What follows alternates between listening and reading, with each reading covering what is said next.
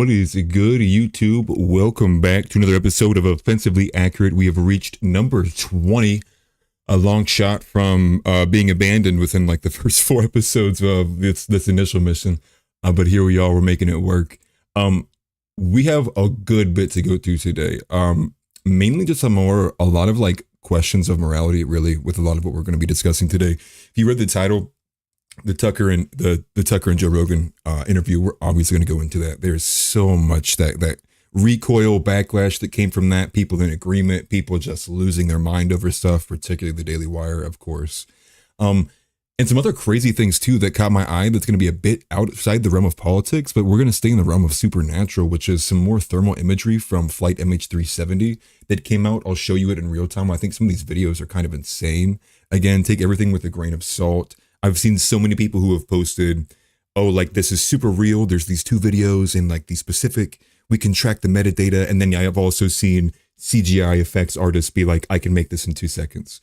So it's a bit of back and forth. I kind of lead towards, I give this a bit more credence than I would a normal kind of entity, just because there's so much backing to it. There's been so many kind of scientific involvement with people kind of proving the video evidence.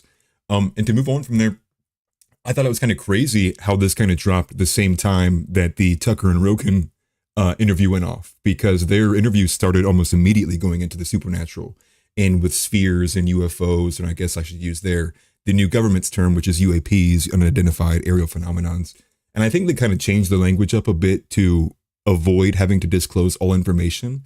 I think that's kind of how they've gotten out of the UFO Act, because if it's not classified as a UFO, and rather a UAP, it probably doesn't fall under the same guidelines, just basic stuff your government does to screw you over.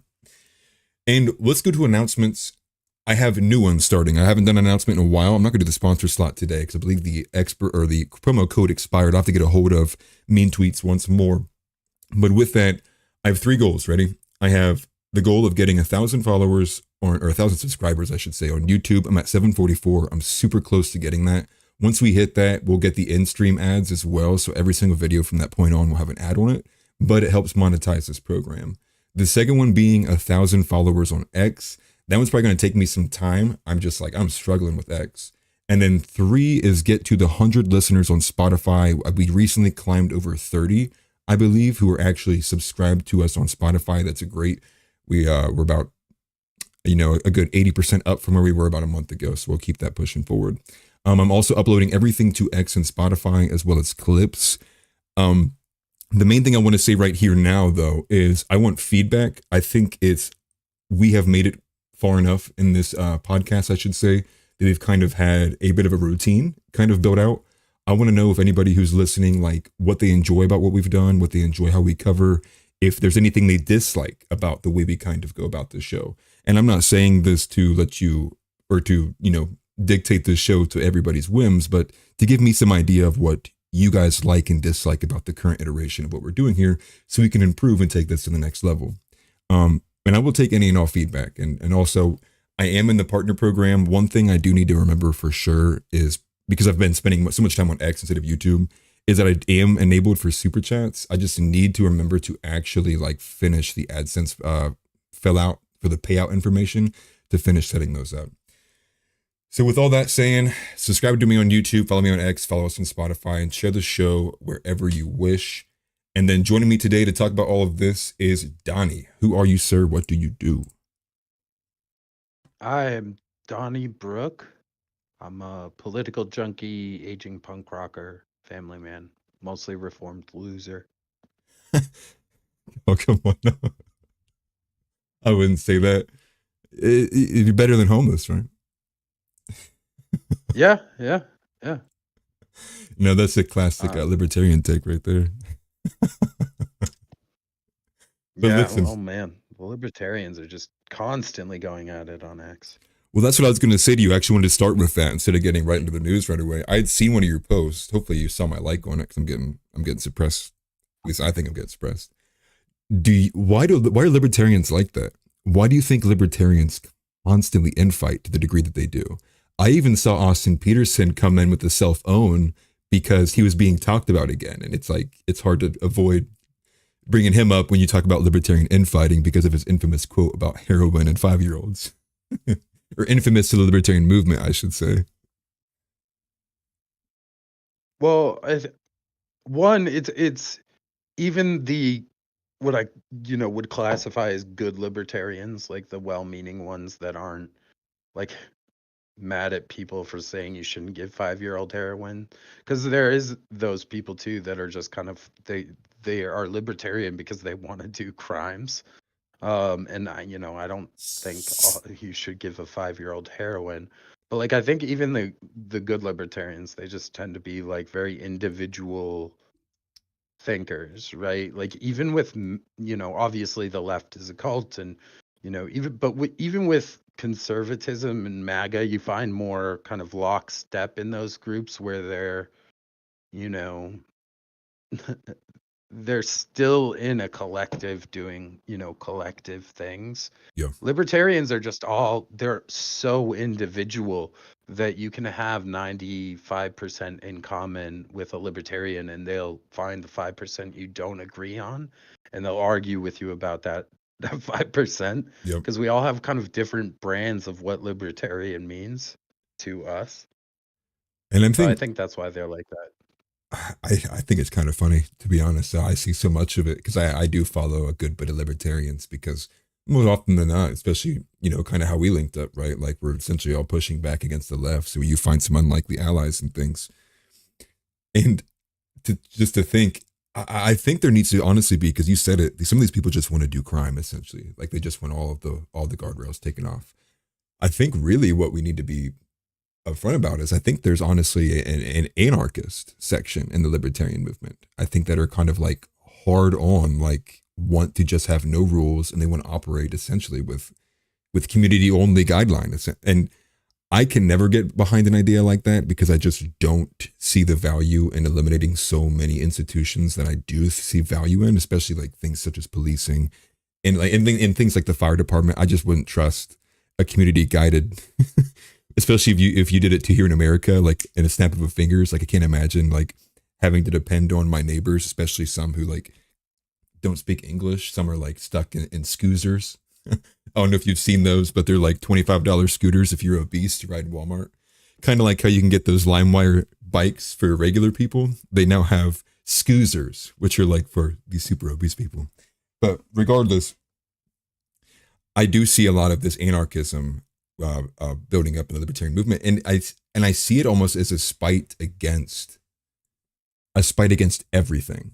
It's almost like these people who find themselves deep down this anarchy web are kind of just giving these viewpoints because they have been spurned or scorned by society so hard on maybe like small minor points that they really really believe in or really want to hold but are deemed illegal, etc., especially when it comes to like the realm of drugs. But people who do drugs, what would you say, what's that word, responsibly, I guess is a way to say that, doing things that are well behind the wall of the law, but still being responsible and partaking in them. And they view that as being slights and being allowed to do things like ayahuasca, DMT, and so on and so forth. And that's really where it's like, I can't stand behind a lot of the ideas because for me, a lot of it seems like what you had said, which is like, they just want to do illegal things. Like, it's not even because they have like a pro goal. It's just like, I want to do things that you're not letting me do. I think you have probably a common misconceptional idea of what anarchy is. And I will admit there is, if you go look at the anarchist community, the one that kind of started it all. I can't remember where it is off the top of my head. I'd have to look it up, but they do have an open air drug market issue, but the issue isn't from within the community. The issue is people coming from the outside to say, "Oh, this is a good place to sell our drugs."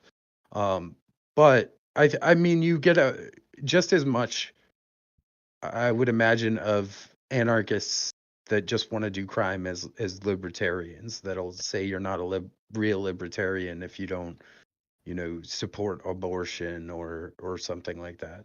Um, which I don't, because I think those babies are people that have rights. but that's one of the debates. But anarchy is 100% power to the people. So in this community, the houses are all built by the community. They're owned by the community. People live in them until they move or die, and then other people just move right into those houses. And their community moves really slow because they need a 100% consensus to do things, which means I think it's usually between 4 to 500 people have to agree on something for the community to do it. And sometimes that does obviously take some time, but the people rule that place 100%. And that doesn't mean that you can go in there and rob them, because they have guns and they take care of their community because it's their home. Right. And it's not this lawless, ugly place. It's actually quite beautiful. And the houses in particular are all very interesting because they were built by different generations of people with different skill sets, and they just kind of have like a wacky look to them. They look like somebody Frankenstein different houses together. That's funny. I guess the way, because the place you're talking about, I believe, is located somewhere in southern Mexico. I cannot remember the name of the city. I think, or maybe it's even South America.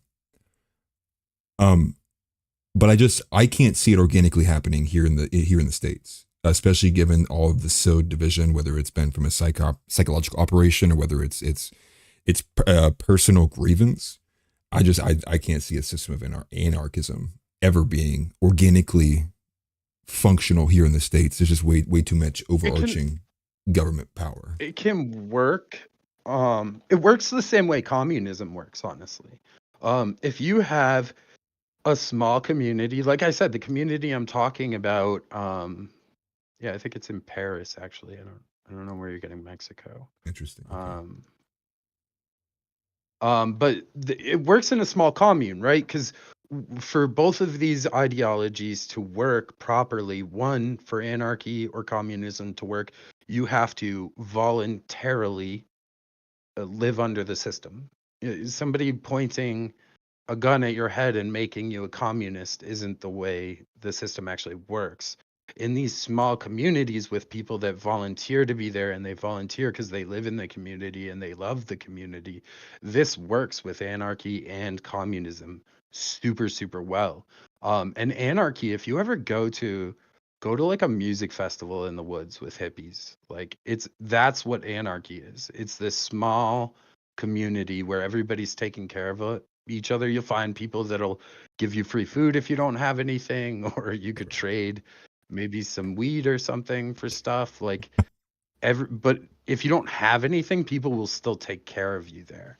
And that's kind of what it's like. But again, you can't force people into loving something. So these don't work as government systems, and they don't scale up properly to a full nation, especially one as big as ours, and as populated as ours.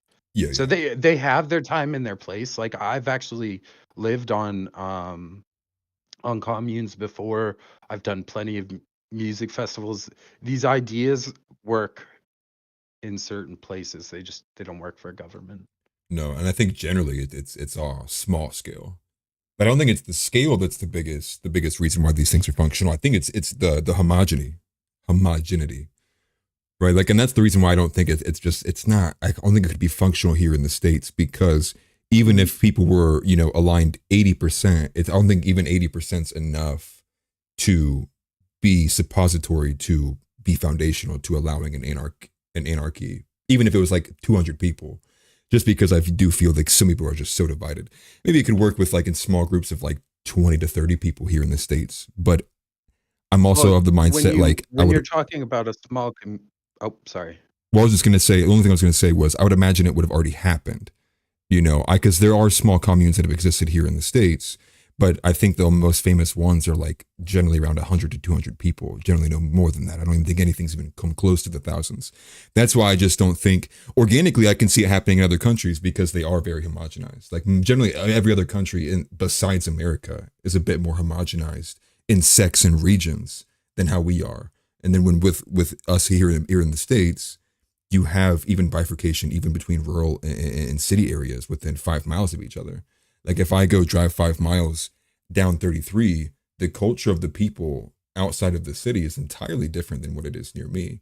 And just based on the way that we're built too, with roads, like, you know, most of America was built after the invention of the car. So we don't have all these walkways. Generally how most of Europe is built too, because Europe was essentially built before the invention of the car. So I think there's just a lot of like limiting factors that could allow an organic anarcho like society to exist organically. I mean, maybe you could possibly prop it up and bring people in, but I just don't see the possibility of it happening. I mean, the further we get closer to the apocalypse, like, oh yeah, by all means, I could see that occurring. But until like this insane overarching federal government and state governments, I just don't see it happening. I just don't see it being possible. I see another like Waco, I see another Ruby Ridge occurring if they were to ever, you know, try to achieve something of that level. And then they say they do start doing things like having an open air drug market that's against like state law. I mean, I imagine the state would go in and shut it down. That's why I think there's too many factors that limit the ability from an anarcho state to exist organically. I don't know. Maybe. I don't think it's so much a homogeny thing. Again, on a small scale, it works because you can vet the people that come in. And really, the idea is belief system. That's really what gets you. Because, again, music festivals, they're not homogenous. It has nothing to do with skin color. But those kinds of events do attract a certain kind of people that don't really care so much about that thing. But they do hold certain beliefs that is generally held by the other people in that group. Right. Those beliefs are So homogenized. Not just skin color. The beliefs are homogenized. well, no, I know, but that's what I'm saying is if you're talking about beliefs, sure, that needs to be homogenized. But as far as everything else, it can be pretty diverse. Again, as long as the beliefs. And we had this conversation on one of the previous shows when I was talking about living on a military base, where Yeah. again, it's the belief system that makes everything work. It has nothing to do with who's there or what they look like. It's very similar in anarchist communities and com communes and stuff. And there is a couple near me. I know that, when I was a young man, I lived in a punk house for a while, which an older dude just bought, and we kind of just trashed. And that was just what we did. And it was cool and nobody cared. But I've also seen like smaller ones pop up where it's, like 20 people. And I think there's a big one near me called the Hive. I think I went there for a concert once. I were you part So of the these like Borg? no, it's a commune that has like I want to say like 20 to 30 people that live on it. But they have like outsiders come for like music and shows and stuff. Again, small community, you can vet the people coming in, you know what their belief system is, you know it matches with yours. You guys all have common goals. That's really the way it works. You can't force people into these communities, which is why I don't think communism or anarchy scales up. Because if you tried to do it to a whole state, you wouldn't have that strict vetting process to make sure that people's beliefs aligned, and you'd have to deal with some more havoc. Well, that's how you get dead bodies. That's how you get a lot of dead bodies. That's how you homogenize as fast as possible.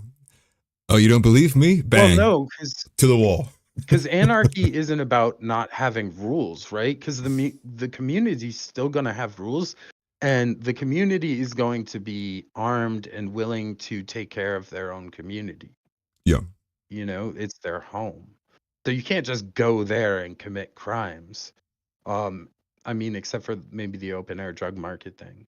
But if you go there and start mugging people, one of those communes, they'll be on you. You know what I Bro, mean? yeah, 100%. But I mean, I agree with you. Say it can't. It just, it's not going to scale up. It doesn't scale up. But I think the reason why it doesn't scale up is because like you would have a lot of people who'd be like, I don't like this. Like, no, like I want a specific government position here. And like, no, I want a specific macro effect here. And then, I mean, they're just not going to want to exist in that society. And I think it's great we start off with this because I want to move right into the morality with one of the first questions of the Tucker and Joe Rogan interview. Which there's a few, right? Because they went into a bunch of things here. But let's go right into the one that that sent Jeremy Boring into what would you call that, a spiral? I have the clip pulled up. Maybe? Yeah, Tiffy. I have this tweet put up. Let me pull it up on screen here. This is in a direct response. Jeremy tweeted this very shortly after I met. Jeremy tweets this within, I believe it was, 12 to 16 hours after the Joe Rogan and Tucker interview, which I imagine he probably watched it and then tweeted this immediately after. And it reads, people who deny the moon landing or suggest America is evil for its use of atomic weapons against Imperial Japan, or who say that George Bush was behind 9/11 actually hate this country. And again, you can see your own too. Like you see the ratios, like people are just like saying, hate this country. No, hate neocons like you. Absolutely. It's one of those things where it's like, I can't like all of them. I liked almost everything because they were all dissenting from it. The main point with this here is, for one, I mean, there's multiple points of this, but the main point here is the Daily Wire cannot possibly resist any temptation right now to expose themselves as being anti-America, of being 100% aligned establishment politics. I can't honestly imagine uttering something more scathing to your own audience and core base of people that it's almost like, are they purposely doing this? Like, it's at the point where like you could probably sue them on FEC grounds. Like, dude, I have stock in the Daily Wire, dude. Like, what's Jeremy Boring doing to this company, man? Like, you're gonna make me lose money. But beyond this is mainly because Tucker Carlson on the Joe Rogan interview said that he thinks it is a very easy call to say that it was an evil thing that we dropped 2 nuclear weapons on civilians. And that's his main point, which is that we did drop the nuclear bomb on civilians. It was untargeted. There's a lot of statements and quotes from Dwight Eisenhower afterwards. Eisenhower even said it was a terrible thing that we dropped the bombs and he wishes that we didn't. And the argument they are trying to put forward and saying that and even Matt Walsh said this. Matt Walsh was like, it's just a very morally complex argument. And I'm like, dude, this is such a joke. This is philosophy 101. One of the first kind of concepts they can teach somebody is, do the means justify the ends, or do the ends justify the means? It is very simple philosophy, and it is essentially the lever that they use to view, or the lens they use to view dropping the bombs on Japan, which was, is it worth doing this thing that is so greatly evil and destructive in order to get a net positive? And they thought yes, and they chose to do so. But in that argument, you have to understand that they all decided and acknowledged what they were doing was going to be a bad thing for a positive. That is quite simply, literally, the most basic way to describe, do the ends justify the means? And then now you have Daily Wire running cover as if this is like the most morally complex question of our time. And to me, it's just like, it's just more establishment garbage. And I don't know, maybe you think differently, Donny. It's funny that he says if you question the narrative, it makes you un-American, because I think it's pretty un-American to say you're not allowed to question the narrative. Yeah. We already told you what happened. Don't ask questions about it. We told you. Exactly. Have you seen They Live? I know I probably Yes. have asked this before. Yeah. That's all he's doing is like consume the narrative, obey. Yeah. Like it's ridiculous. You should have just said there were 4 lights. Like I understand the argument for the bomb, because like they would have just kept fighting until they were wiped out. The idea is you drop the bomb, they quit. It maybe saves more of them in the long run by ending the war now. But like, you can't question the moon landing. 9/11's pretty funky, man. The fact that I can't question that without being un-American is kind of odd to me, because when I was a kid, it was question everything. That's what made us good Americans, was to question our government, to use our Second Amendment rights to prevent a tyrannical government, use our free speech to prevent a tyrannical government. And now you have people being like, well, it's un-American if you do those duties that you were prescribed. Yeah, dude. I was like, there's no other word to describe my reaction besides just flabbergasted. To me, it was like, did he write this? Did a handler write this? I mean, it all goes hand in hand with all this Israel stuff too before that, but let's not even go to that tangent. Don't let him out like that. He wrote it. He's not gonna just let some, intern get him blown up on X.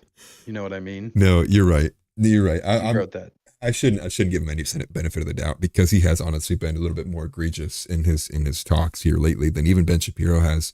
I actually watched a 20-minute clip this morning of Ben Shapiro breaking down a bit more of what Tucker said, and I can't explain to you how much it even lowered my opinion further of Ben Shapiro. I almost have no respect for him. I'm probably going to start disrespecting him every time he tweets.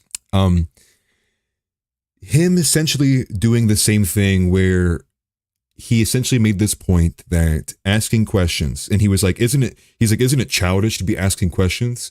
He's like, wow, it's just so childish to ask questions. And he meant this. He meant this seriously. And the way he meant this was, he said, we don't need to be asking questions.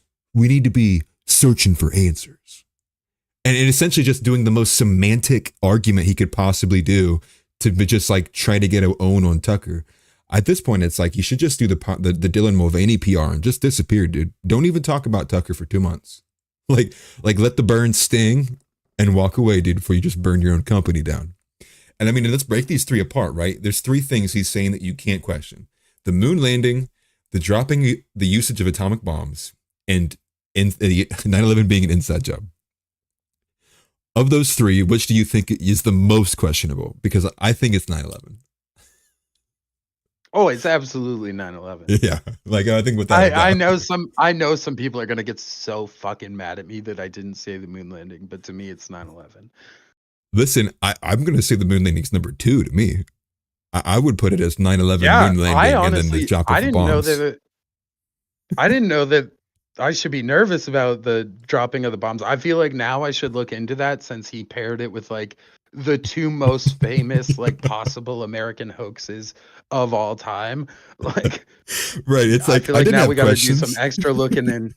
Yeah, now we need to do some extra looking into like World War II or World War. Yeah. Like, I actually don't believe anything anymore. Yeah. Well, I definitely, if you were like, hey, you're un-American if you ask questions about like the two most famous, like probable American political false flags ever. Yep. Like if you can't just lug. That's wild to me. What about the barge? I had some questions about that barge bridge incident. But that's the thing is like, there's been so many. Does that make me un-American? It's so many. Listen, dude, I would even question some of these houses that have been randomly blowing up. Are you seriously going to trust that it's all of these random gas leaks? Like, nah, dude. They were like, this guy's going to blow the whistle. He lives at 113 Pennsylvania Ave. Ding, boof, gone. Like FBI, dude, shouldn't hit him. But it's true, man. Like, and that's why I think it was so easy to just be like, bro, what are you talking about? You realize it's almost like common knowledge of among Americans that 9/11 was like, we don't honestly know what happened. But anything but the government narrative is probably what happened. Like, and to say that, it's just, to me, it's arrogance, it's elitism. It's like, it's probably the honest symptom of being surrounded by a bunch of yes men while being rich and also being able to do essentially a lot of what you want to be able to do with no questions asked. And I just see it as like, he took a terrible position just because he wanted to attack Tucker. I can't really see any other way around it because it's just so unfounded. I don't believe that Jeremy Boring believes this tweet. That's why I said someone write it for him. And if he does, you don't think so? I mean, dude, if he does, holy shit. Because because what is happening right now? It's a guy that controls a huge part of the narrative saying you better believe the narrative. I mean, right? You're right. Because Daily Wire is the new Fox News. So what is he saying other than you will believe what we say or we will slander you as un-American? Which is an insult to me. If somebody called me un-American to my face, they'd have some explaining to do about it. Like, I'd want to know why. Yeah. And I would definitely take it as an insult, an act of disrespect. The most American thing you can do is fight your own government. That's like the most American thing you can do. It's That's how dumb. the country was built. Like, and sometimes fighting your own government just means questioning what they're telling you. And Especially in this day and age where a lot of the fighting is just done through information. he, and dude, the thing is too, is like what's insane is I didn't even know this was happening, but apparently there's a movie being made about the moon landing. My wife told me about this, and I have not seen anything about it. So I mean, obviously fact check me if my wife's wrong. I'll tell her that you guys owned her on the stream. But no, I'm just kidding. She's telling me that there's a movie about the moon landing where they're planning to do the moon landing, but just in case something goes wrong, they're going to record with special effects the moon landing. And I can't remember what actors and actresses are involved in this. But to me, that couldn't be any more of that predictive pre-programming concept where I imagine in like a year, they're going to come out and say, well, actually, the rocket never made it to the moon. They all burned alive. Really, though, is we have this video that we made just in case and some rocks we grabbed from Arizona. like, because the way that she explained it to me was like, why would they be making this movie right now? Like, if anything, this movie is going to cause people to just even go harder against the moon landing and be like, dude, this is clearly fake. Like, they're making a movie kind of mocking it in people's faces. And then it goes back to what Tucker said, where there's so many foundational things that when you realize that this thing has actually been a lie your entire life, it is just so unnerving to be like, how do I move forward now? This thing I believed for 25 years is entirely wrong and false, and if not downright the complete opposite of what may be true. And so I'm with Tucker where it's like, your brain's just getting peeled back constantly. Like, what am I supposed to believe? And then someone comes out the woodwork and is elitist like this. Is like, okay, well, I know who I'm not going to be listening to from here on out. I wasn't listening to him before. Yeah. Well, that's because you're a leftist. How dare you, sir? Them's his fighting words. No, I'm just messing. One of them liberals, though. He's got lib in his name.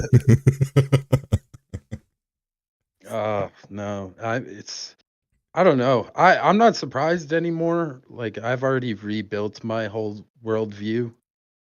Once you do it a couple times, it doesn't hurt anymore. And you just kind of keep doing what you do, like, right?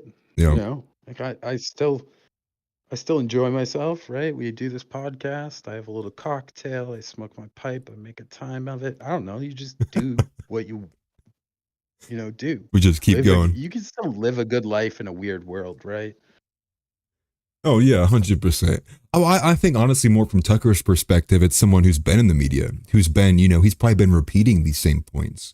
And then when you're someone who's been repeating all these same things, and then you realize that you are the one being used as a vessel to lie to the American people, it's like, how would you reconcile that? Even if you went on foot to talk to people every day of your life after that, could you imagine someone as influential as Tucker could even talk to the millions of people he probably influenced to be for things that he's now against? Like that sucks. I imagine that feeling is probably super hollowing for someone who put so much of his life into that.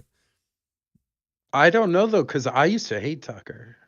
He was like the definitive bow tie conservative, right? And I don't like those people. The neocons, most people call them, but that's what he was. He was like for the Iraq War. He was, saying things about people that didn't believe the 9/11 narrative. Like, I didn't like the guy. I like him now. Right. And I think most people can do that. Maybe not. I don't even know what most people can do that anymore. But most people could say, oh, he used to not be a positive and now he's a positive. Right. Like, he's changed. I'm okay with the fact that he's changed. Like, I don't think it should hurt him that much to be like, and he handles it well, right? He just comes out and says, look, I used to say some stuff that was wrong, and I feel like I was used to push narratives that I don't even believe are true now, because not everybody does that. I don't know if you've noticed, but there's a lot of people that'll just double down on being wrong. Yeah. It's like they're so respect to Tucker for that, in my opinion. And that's awesome that people do that still. Yeah, well, to me, it's like, I mean, it's like somebody who can handle an ego death versus somebody who can't. You know, and it's like some of these people Well, just some of us refuse are it. on ego death steroids. Oh, yeah. Oh, are you saying Tucker must have done something for you before he Oh, changed his oh, mind? for sure. He was a deadhead. I'm a deadhead, man. I used to live in the woods with hippies. Like I thought that I know was what goes funny. on there. I looked up that head right He's afterwards, and I on was like, I'm not a performance fan. enhancers for ego death. I'm enhanced. I mean, it helps though. I mean, and honestly, there's probably truth to that too, right? Because it like it makes sense. Joe Rogan being a huge advocate of all of these kind of these ideals to talk to the mechanical elves, and then it makes sense then why he's somebody who ends up asking some of the most pertinent questions when it comes to politics and daily life, and then being shunned for just talking about things, is because he is somebody who's like, wait a minute, wait, about what this? Because I mean, I gotta imagine Joe Rogan's had a million ego deaths. That dude's just like, I'm a monkey, man. He's like, I'm Yeah, here. yeah. Well, and that's why he's so humble. I'm sure that he is able to come across that humble, right? A little ego death never hurt somebody, and keeping your ego in check, man, you get a lot of benefits if you can gain that. Yeah, I mean, Um, I can't operate the other way around. Like, I just like to me, it's just like it's so intellectually dishonest to just like to be arrogant. Like, I'm the first person who'll be like, dude, like I'm retarded. Like, I'm somewhat level of autistic. It's like, and I love that about Tucker too, which is like he goes into it and he's like, like I know nothing, dude. You can't even make your wife happy. Like he's just talking about how little power you have, kind of and he's doing it more so from like, look how inferior we are as human beings. Like, how could we even assume to know so many of these things that happen on this planet Earth? Like, and that's the way I kind of view it from. Is like, I'm like, I probably understand 0.0000001% of what I could possibly ever understand about this universe. And so you have to operate with that assumption moving forward, or otherwise you can't suffer an ego death. You go into things being like, I can't be wrong. My whole life is, and then you snap, and then you turn into Taylor Lorenz or Don Lemon, and then no one wants that. That's awful. And then everyone makes fun of you for literally the rest of your life. well, Go ahead. we live in a world of Dunning-Kruger syndrome. Are you familiar? Yeah, the midwits, the midwit epidemic. Yeah, everybody knows just enough to think they're an expert on any given topic. And there's not enough people willing to say, like, I'm not really an expert on that topic, or I'm not really well read on that topic, because there's a society now where you have to have an opinion, right? That's what gets you your likes on social media. And Yep. You got I to just clout chase. I think, yeah, it's a whole world telling you have to pick a side on every single thing to be considered an intellectual, but like most of it's bullshit. And then when it comes to wars, they just need you to pick a side to be on board. Um, and I've seen a lot of that lately, where everybody's got a side on like some of these wars. They're all like, "Oh, I'm team Ukraine or Palestine or Israel." I know. They're all Well, you know how they on a kind of team. gamified, how the social media was gamified, right? How it went from like the original MySpace where you had like almost like full range. You could embed videos into your own page. You could literally like just change the makeup of your own, website, because that's essentially what MySpace was like mini portals and miniature websites that everybody kind of had their own little website. And now how social media is it's you don't have really anything of your own. It's very rare that someone even, it's on your own page. Everyone kind of lives on the highway of information, which is the feed. And it's been gamified with like the reposting, the quote tweeting, the likes, the ratioing. And I kind of view the same thing happening with it's not even tribalism. I mean, a lot of these people just take a side because their friend is on team whatever. It's very, very low level apathy kind of politics. And I see it as that's what they did. They gamified it to the point of like team red and blue, the Halo days, man. Like whose side are you on? I was Just pick thinking one. World of Warcraft. Oh So many yeah. of us, well, we're like, oh, well, I'm on Horde because when I started, that's where my buddies were. You know what I mean? Yeah. I want to be a blood elf, dude. I have to be horde. No, those old WoW references. Dude, it's crazy. I haven't touched that game in Lord knows how long. It's crazy that it's still running. It still exists now. Yeah, people still play it. But what I have pulled up, People do. yeah, you got to play RuneScape with me, OSRS. But I have this is the okay. So I put up this clip, and this is the because I wanted to move into the MH370 stuff here in a second. This is the clip from Illuminati Bot, and they clipped Tucker Carlson talking about aliens in the JRE, and I loosely agree with him, if not wholeheartedly agree with him in concept, just because I'm not an expert on UFOs, nor am I somebody who stays well versed in it. I'm kind of the guy who kind of casually views a UFO video and I'm like, dang, that's crazy. But I'm not going to follow up with it. I don't even pretend to understand half of the, magnetic and electrical phenomenons that exist with that people can point out and things with that. But this is in the same realm because they talked about the declassification, or the leak, I should say, of the Kona Blue project, which talked about bodily injury that happened to service members and people who work for the government. And those injuries were suffered from UAPs, or again, UFOs, unidentified aerial phenomena. So let's play this clip real quick. Make sure the volume's okay. Okay. So they're from here, and they've been here for thousands of years, whatever they are. And it's pretty clear to me that they're spiritual entities, whatever that means. They're supernatural, and which is to say, supernatural means above the natural, above the observable nature. And they don't behave according to the laws of science as measured by people, and they've been here for a long time. And there's a ton of evidence they're under the ocean and under the ground. So, with that fact set, what do you conclude? So they're from here. So this is like this is Tucker essentially putting a stake in the ground and viewing things more from the lens that these things are spiritual. He says that multiple times. He said supernatural there. Then they are actually, simply off-world entities or alien entities that exist outside planet Earth. And I lean towards this concept, this belief, especially because I am someone who is, I'm a Christian, right? I'm also a Christian nationalist. But, right, I got Donny to look up for that.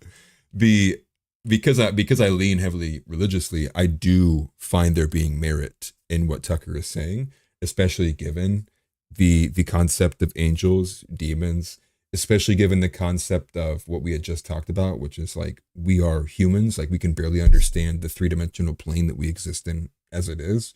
So who am I to say like these things don't exist, right? It's not a very leverageable position. It's just one that's like I'm up for whatever to be said, and it's of my belief, it's my opinion, and maybe Donny thinks differently.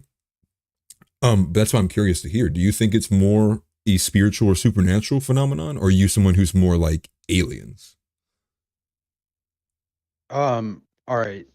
I have a few places we could go, right? You covered the spiritual, supernatural, possibly. We also have to think about advanced government tech, especially when it came to that plane Yes.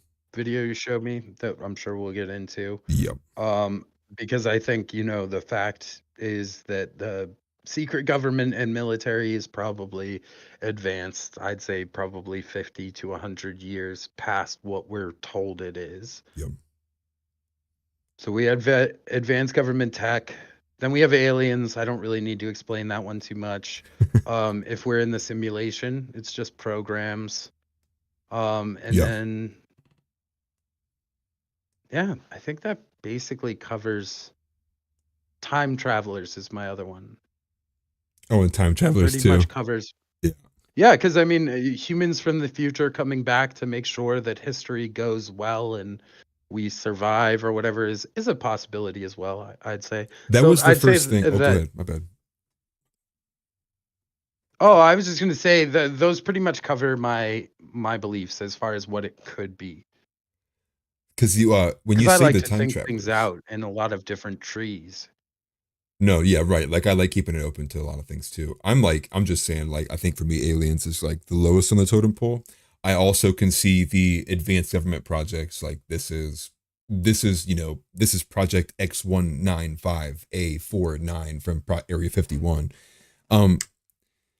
The time traveler one made a lot more sense to me when he described, and again, for anyone who's not watched the Joe Rogan Tucker interview, like you need to go make sure you listen to the whole 3-hour thing because every bit of it was watchable and worth it.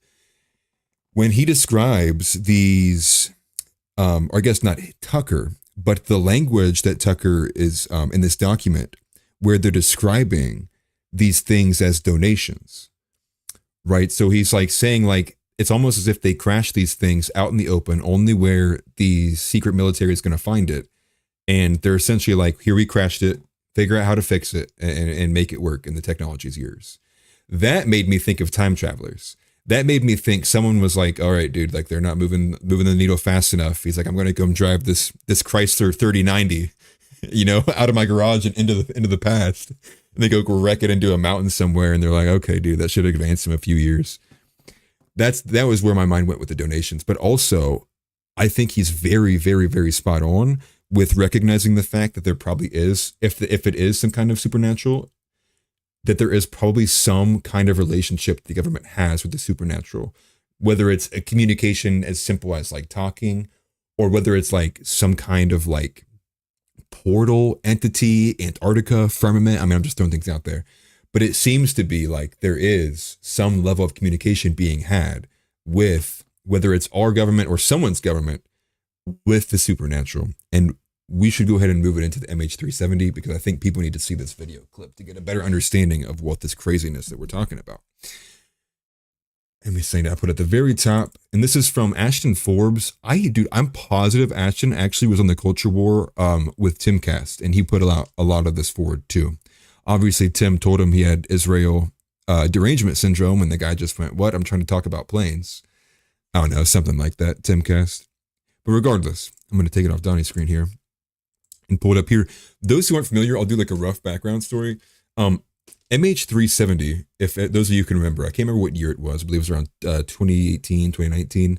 A Malaysia Air flight just disappeared off the face of the earth. There's multiple things with that. I mean, one of the things was, I guess the initial location that they said it was supposed to have disappeared at, it wasn't the right location. And then, they came out like a week later and said, actually, it disappeared over here, over this sea. And all the rescuers were like, what do you, like, dude, we just spent the last week searching miles over here and it's not even close. The other portion is that they said that they found wreckage, but it turns out all of the wreckage it doesn't match up with the original plane. None of the serial parts match the actual serial numbering of the plane that went missing.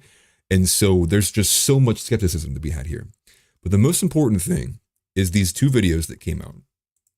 Now, these videos are thermal imaging of what's supposed to be a U.S. drone.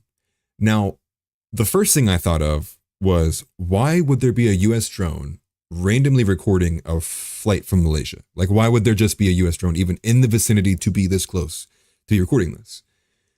So then it made me think, okay, then they knew this was going to happen, or they were planning on sending these people through this, whatever this was. But the next thing too is that there's multiple accounts of the way this was screen recorded and the metadata, that it can't be recreated because of specific data points inside of this. Now, I can't speak to that. What I will do is I'll actually back this out. If you want to read through this entire tweet, he has a lot more than just this tweet. He breaks it down very, very well. Now, as far as I understand, he is someone who is this is what it says. He's a citizen journalist and high technology unification of quantum and macro organizer of. So I think he's just essentially made this his life goal to discover what the background is of this. And I think he's got a scientific background. I'm not sure, but again, make sure you fact check and check into this. But I find this to be very, very, very real and kind of terrifying. But just watch it. It's 2 minutes long and it's thermal imaging captured. And you're going to see exactly what we're talking about because it's hard to miss it when it happens. It is a silent video too. So what you can see is this camera was placed, I think it's on the right hand side. So you're watching it from a drone. So this drone is also way out there. Now, again, it's not going to be one of those baby drones that you see regular commercial people flying. This drone's probably got some sizable to it. Now, right here, you can probably already see what is that thing that's flying around it. And then you go, what the hell is that second thing? And then what the hell is that third thing? Now, I'll wait it for a second. Okay. Apparently, whatever shape that they're doing, that these things are crossing in these paths, is like a specific shape. And that's like what they've been trying to study. Now, again, the argument against this is that it's just CGI.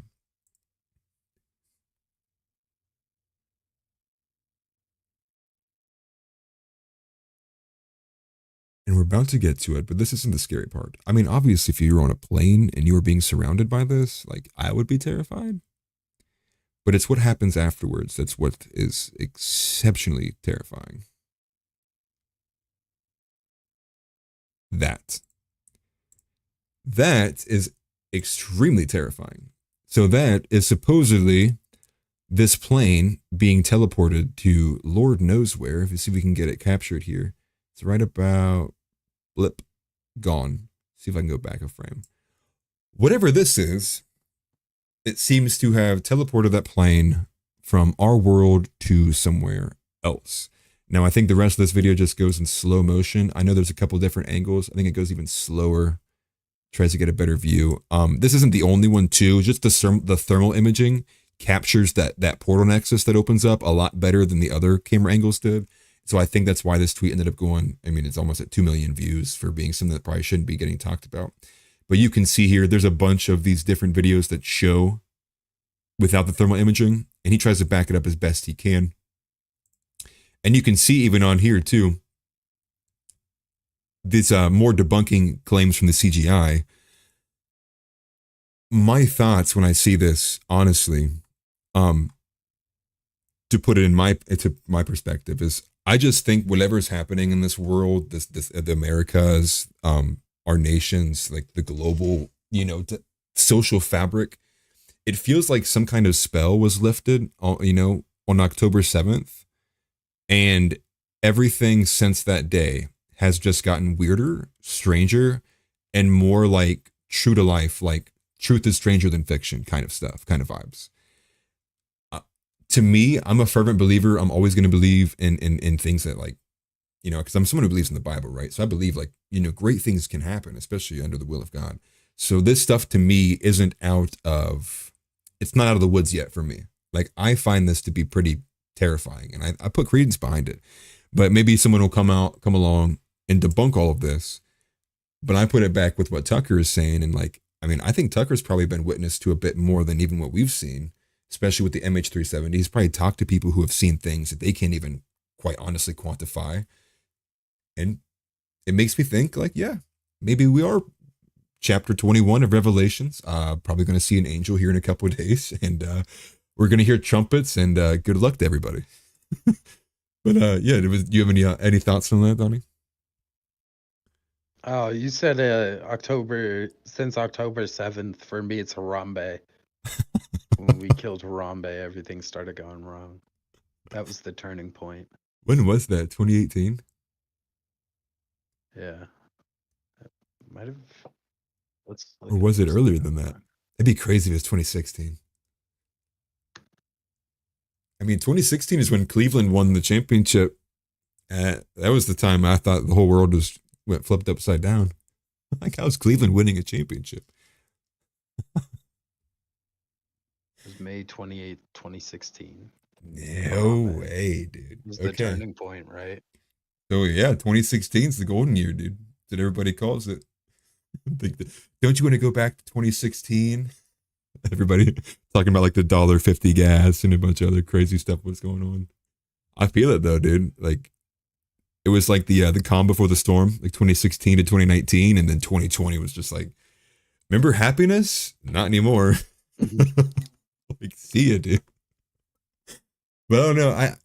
I like this stuff. I like, for me, I'm someone who much enjoys this kind of stuff than just the pure black and white kind of politics level, because this kind of adds like real life stakes to the politics argument, because politics after a while just seems to be, for one, controlled. Very real life stakes in the politics right now. Yeah. Right now, I was just more so saying, when it feels like your vote doesn't do anything, it's like, well, at least there's aliens in the sky, dude. Like those are things that kind of make me feel there's a bit more value in paying attention to this kind of crazy stuff happening, given the fact that, shortly before this, I don't have a link to the outline, but that blip that was caught on coming from Antarctica, that everybody was like, oh, it was an error, dude. It was an error, bro. And it was like the biggest like energy shift anyone's ever seen on that metric system ever. And they're like, it's just an error. I mean, maybe it was an error. I don't believe it was an error. I think it was Leviathan moving to the North Pole. It's getting ready for the summer. He's like, I can't live down here. Did you see the droid, the like floating invisible droid that looked like it was straight out of Star Wars? I did not. That was like a month or a month and a half ago. I'll try and get you that clip. Yeah, you have to send it to me. No, I did not see that. I'm sure it's just Yeah, as it's terrifying. definitely weird. And again, it could be pretty much anything. It could be our own tech. It could be alien. It could be any number of things. But Do you lean that? Do you lean that it's definitely out government there, tech? whatever it is. I don't know which way I lean. Maybe government tech is probably up there. Time travel isn't that far off either. I think that would make sense too. I don't know. A lot of this stuff, when it comes to this stuff, so the stuff I'm passionate about, like the politics and the fact that we're run by satanic global elite that worship the devil, Yeah. I very much believe that 100%. So when it comes to other stuff, I'm not, maybe there's aliens, maybe there are literal lizard people or literal demons, but going off into that stuff doesn't help the problem that I know exists. So I usually try and focus mainly on the problem that I know is a problem, right? Because Yeah. aliens, lizard people, I don't know about that stuff. That's why I think I agree with what you said. That's why I'm like, it's demons, dude. Like, what do you expect? You can't have a death cult that's trying to, traffic children for forever and ever and ever and ever and not expect that they built a well of some of the most dark evil you can imagine, dude. They're probably running free, dude. They're like, you said it's free, man. Like, thanks. Like, thanks for bringing back so much evil into this world. And maybe that's the direction that things are going, man. I mean, maybe people are honestly going to have a harsh reckoning. I mean, it makes sense when you tie it into the fact that I feel like everyone's kind of getting into the religion here as of late, especially seeing that that's been, I guess, kind of the hallmark of this last year of debates is the eschatology between the religious differences between obviously Judaism, Christianity, and Islam. And it's not even just the eschatology, it's all the symptoms of the differences is kind of like coming to a head. And so people are being a little bit more upfront and honest about these things. And maybe that's what will happen. Maybe, well, we make Revelations jokes all the time. Maybe the battle lines are just being drawn. I know, that's what I'm saying. I made a post yesterday basically saying when I was a kid, I thought, like when I was imagining demons, I was thinking like like heavy metal or D&D, and it turns out demons are a lot gayer than I thought they'd be. I mean, have you seen the Ozempa with the celebrities? All the ones who apparently had like taken Ozempa and like they had like these radical body changes, like their skin is super pulled back. Or Ozempic?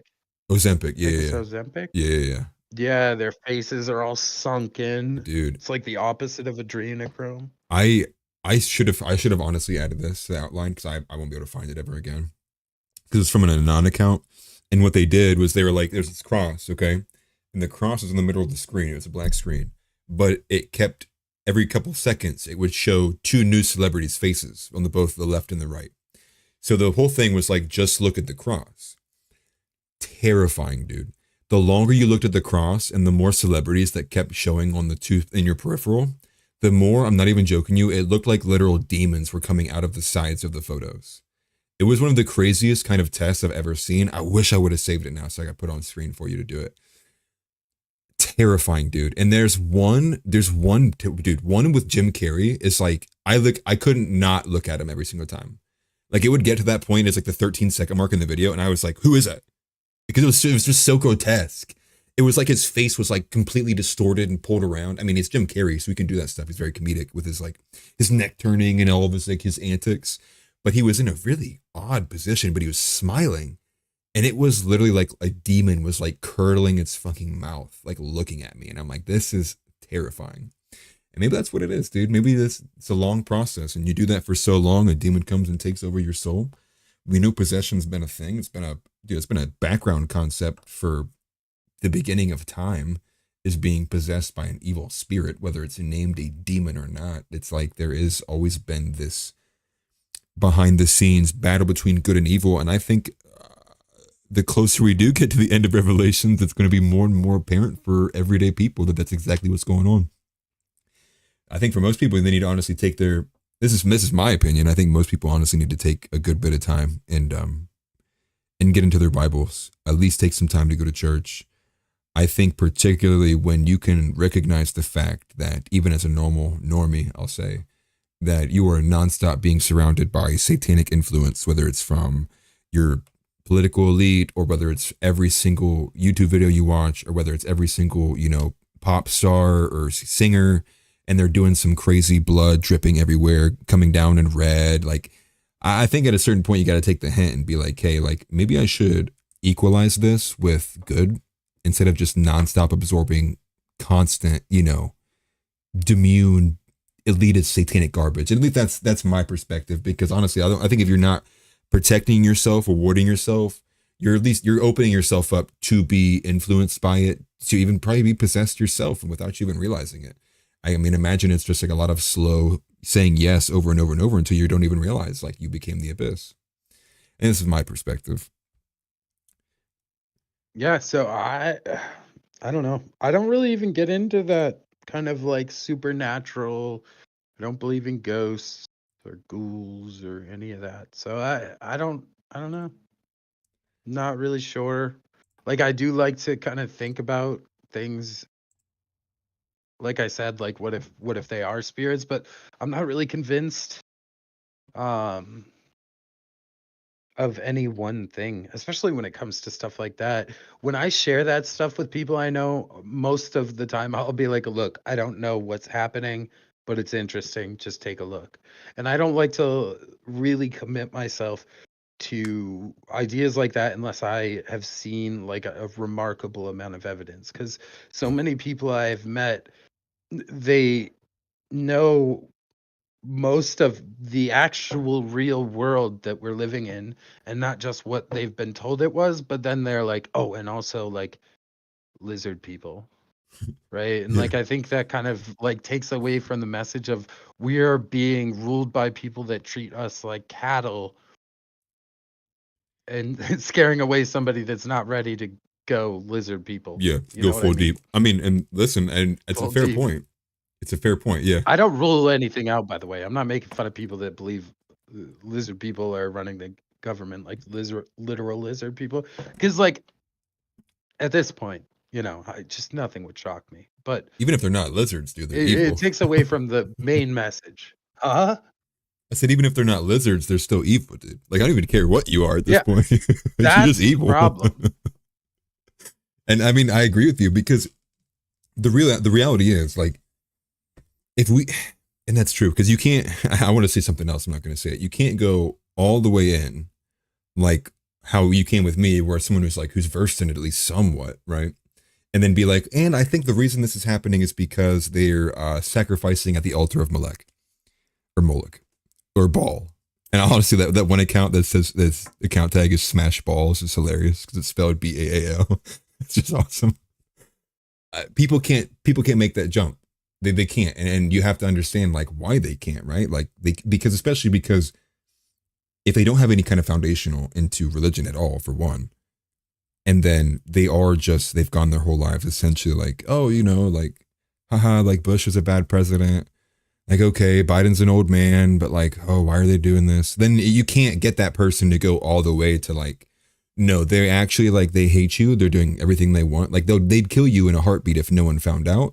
They would hide you. They'd bury you. They'd rob you. Like people can't do it because they can't.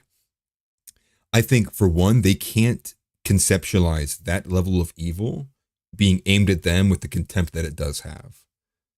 Like that's a bridge too far, because that's when they're like, oh, you're crazy. Like, well, everyone's out to get you. Like, come on, you schizo. And then you're like, okay, dude, well, I'm going to go talk to somebody else. Like, yeah, there are 4 lights, bud. Like, have a good day, man. And that's why I kind of get turned off from these conversations, because it's a hard one to broach. I mean, it can be if you're trying to like really get into like specifics, I guess. But I mean, really, if you ask people in a way where you're just asking them to believe that evil exists and it's probably more organized than they originally thought, that's not too big of a leap to ask people to make. Most people believe that good and evil exists, right? And the people that struggle with that, I explain it as long as people have believed in God, they have built systems and structures in his name. So it wouldn't be crazy to believe that as long as people have believed in the devil, they have also built structures and systems in his name, and those structures and systems tend to be hidden for obvious reasons. I mean, I think even so if you could just ask people to believe that, you're halfway there. Yeah, right. I think, let's try to avoid specifics. I'm just thinking, you try to connect the dots on things like let's go with the America First narrative, right? I'll stay away from some of the other stuff. You go with the America First narrative, right? Like, it seemed like with the Tucker Carlson, feeling like he lied to all of his followers, the people he'd been talking to for a while. Getting people to leave the Israel is our ally to know they're actively committing, what they're doing is essentially like destroying this country, right? And essentially every act of what we're doing to help support them is an act of sedition against the United States. And so like even things like that, it's hard for people to flip on. I mean, it goes to the ego deaths as well. I mean, we got to wrap that in too. Like a lot of people aren't even blank slates. A lot of people do hold fervent beliefs for whatever reason that may be. But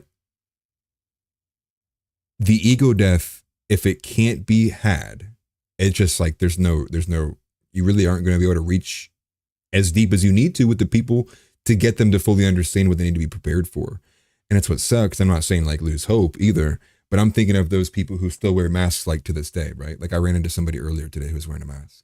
I almost wanted to smack him in the mouth, but I didn't. I was like, I'll be a nice person. Like just let them do their thing, dude. But how, that person is like 1 in 10,000, 30,000, 40,000. I don't know. But like that person is someone I see as like, dude, there's no amount of me sitting here talking to them that would ever get them to do anything. Like that's someone who's in need of an epiphany, dude. They need like a rock to fall out of the sky and hit him in the forehead and be like, oh my gosh. Like, okay, aliens are real, dude. Like, all right, I will vote for Trump. I mean, that's hyperbolic, but that's why I when it comes to these conversations and when it comes to like the toxicity of even trying to have these conversations,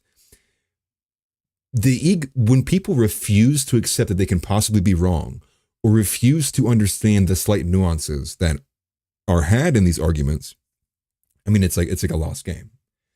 And I'm also like, I try not to be blackpilled on stuff like this either too, but I do think it's something to note as well, given the background of the good and evil nature of everything that goes on.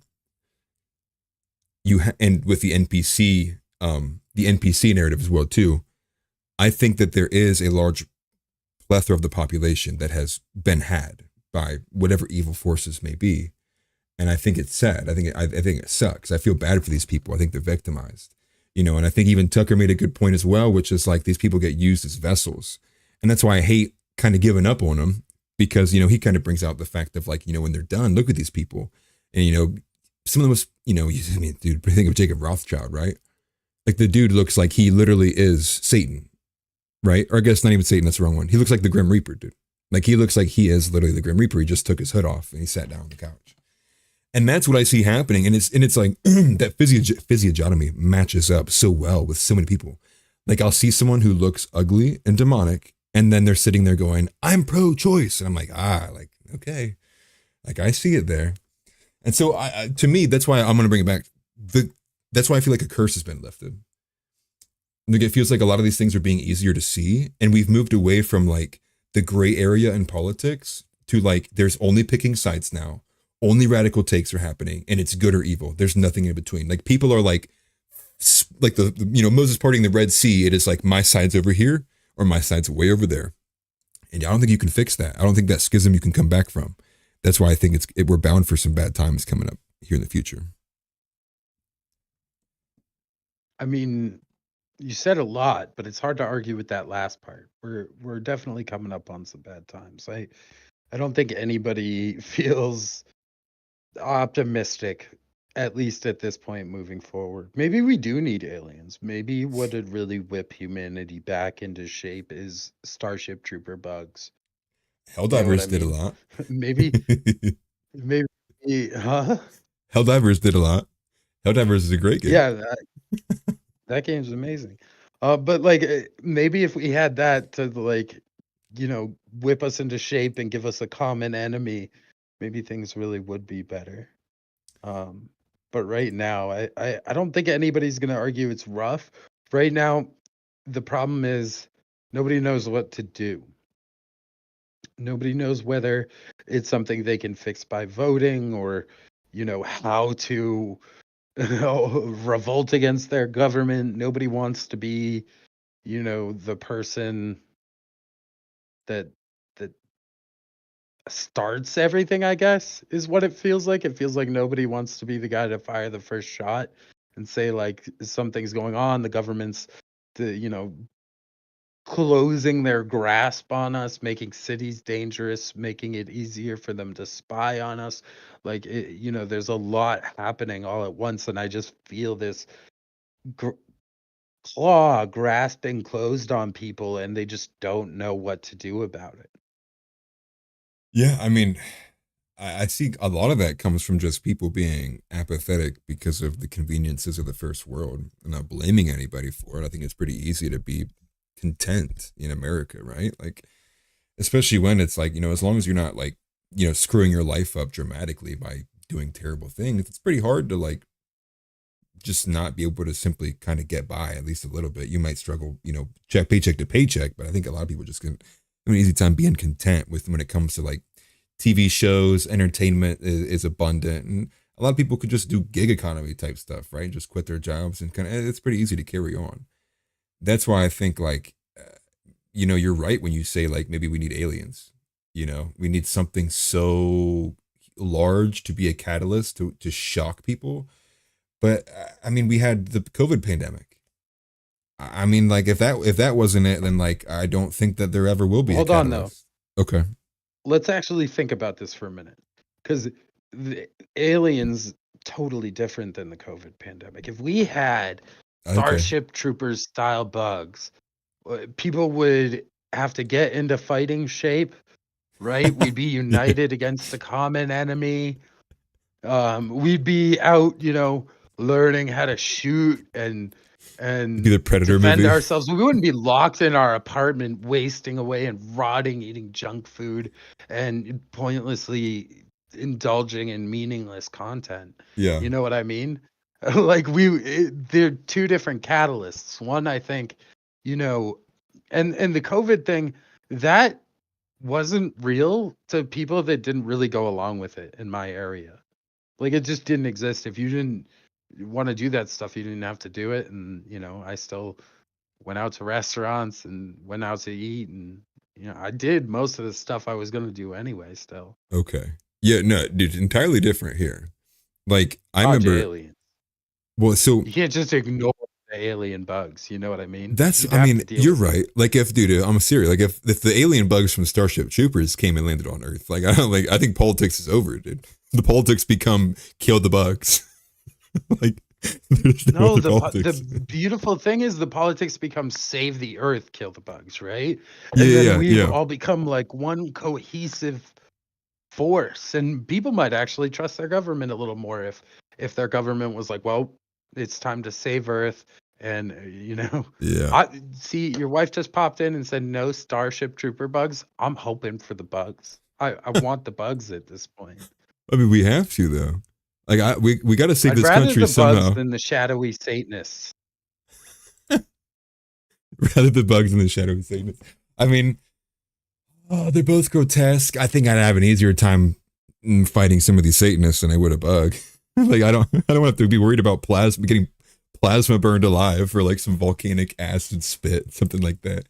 Because there's that one bug that's terrifying in the series that can spew that lava out of it. That thing is awful. I remember reading the comic books when I was younger from my dad's collection, and I remember getting to that scene at the I can't remember his name, Rico. Rico witnesses it happening like right in front of him, and it's like, oh my gosh, I don't want to see, like, just turn the page, dude. I don't want to see that skeleton burning flesh, like crazy stuff happening. But I mean, my point to with the COVID thing is I think it's honestly worse than aliens. My thing is, like, there's literally no threat. There's no physical threat. They're literally telling you to get in your house, you effing idiot, don't leave. And people did. And especially, like, you pair that with the vaccines as well. So I get, like, after about 2 weeks, people essentially across the board were like, okay, dude, I'm not doing this anymore. And that's one thing.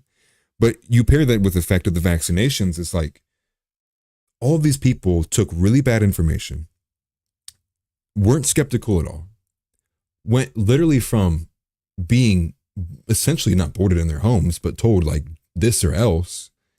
And then, turn around and it's like, and then if you also don't take this experimental drug, you're also going to be fined and penalized in all these different ways. And now I know you said where you're at, people just kind of went around it and lived their lives as usual.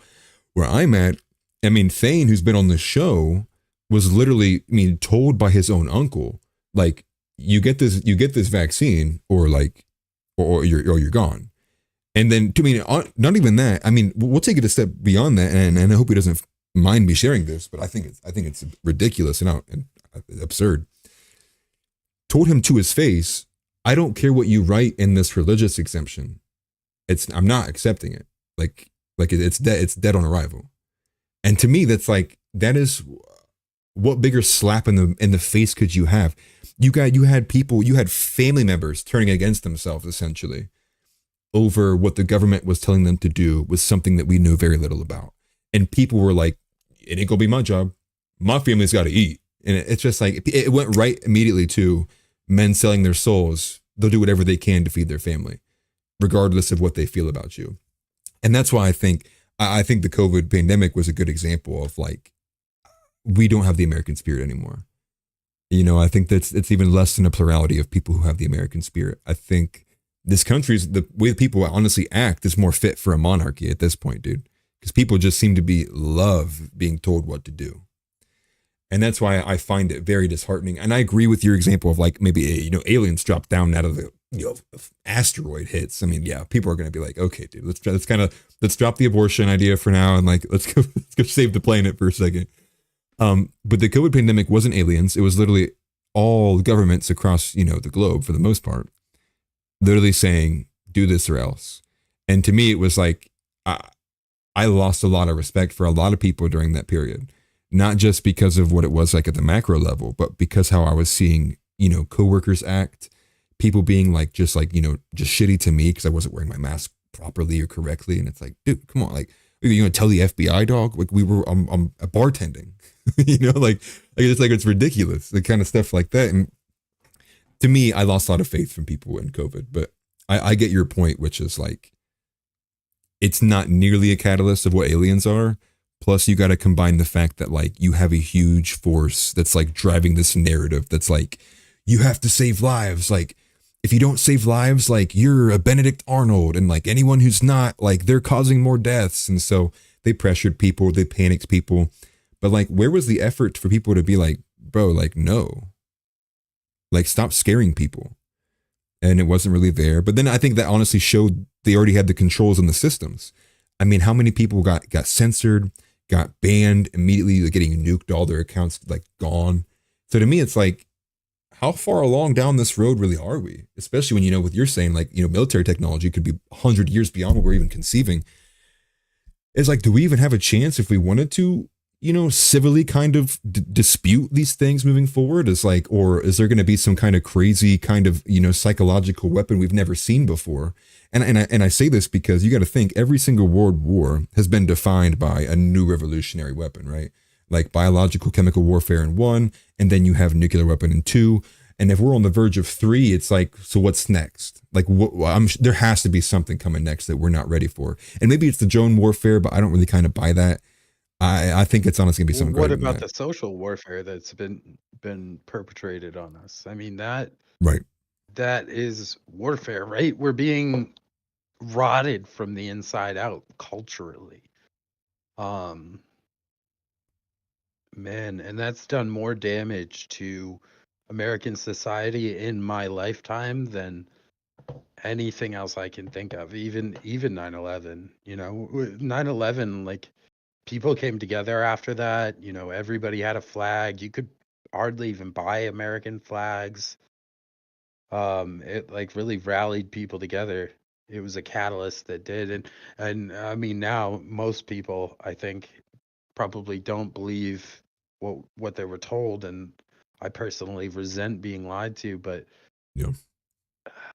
the social rot that's being done to us is deep, and I think that might be the weapon of World War III is this social destruction, because it's not just happening in America, it's happening in all of Western civilization. It's happening in the UK, Britain, Scotland, Ireland. It's happening in Canada, Yeah. Australia.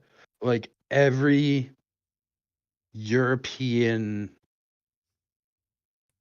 white nation in Western civilization is having this social rot forced upon them currently. So I personally think that is the weapon. Yeah, feminize the male population, open their borders, and destroy or atomize the nuclear family. Right, it's like three like large things going on for it. Forgive me, can't really see that chat. What's wrong with my chat? But Oh, it's Sock. oh, it is What's up, Sock? COVID broke people. I still see people riding their bike with the mask on. Same here. I see them around trails and stuff. People will be having them on. I just like not even near anybody, Really? dude. Yeah, like all the I haven't time. seen a person in a mask in months. Must be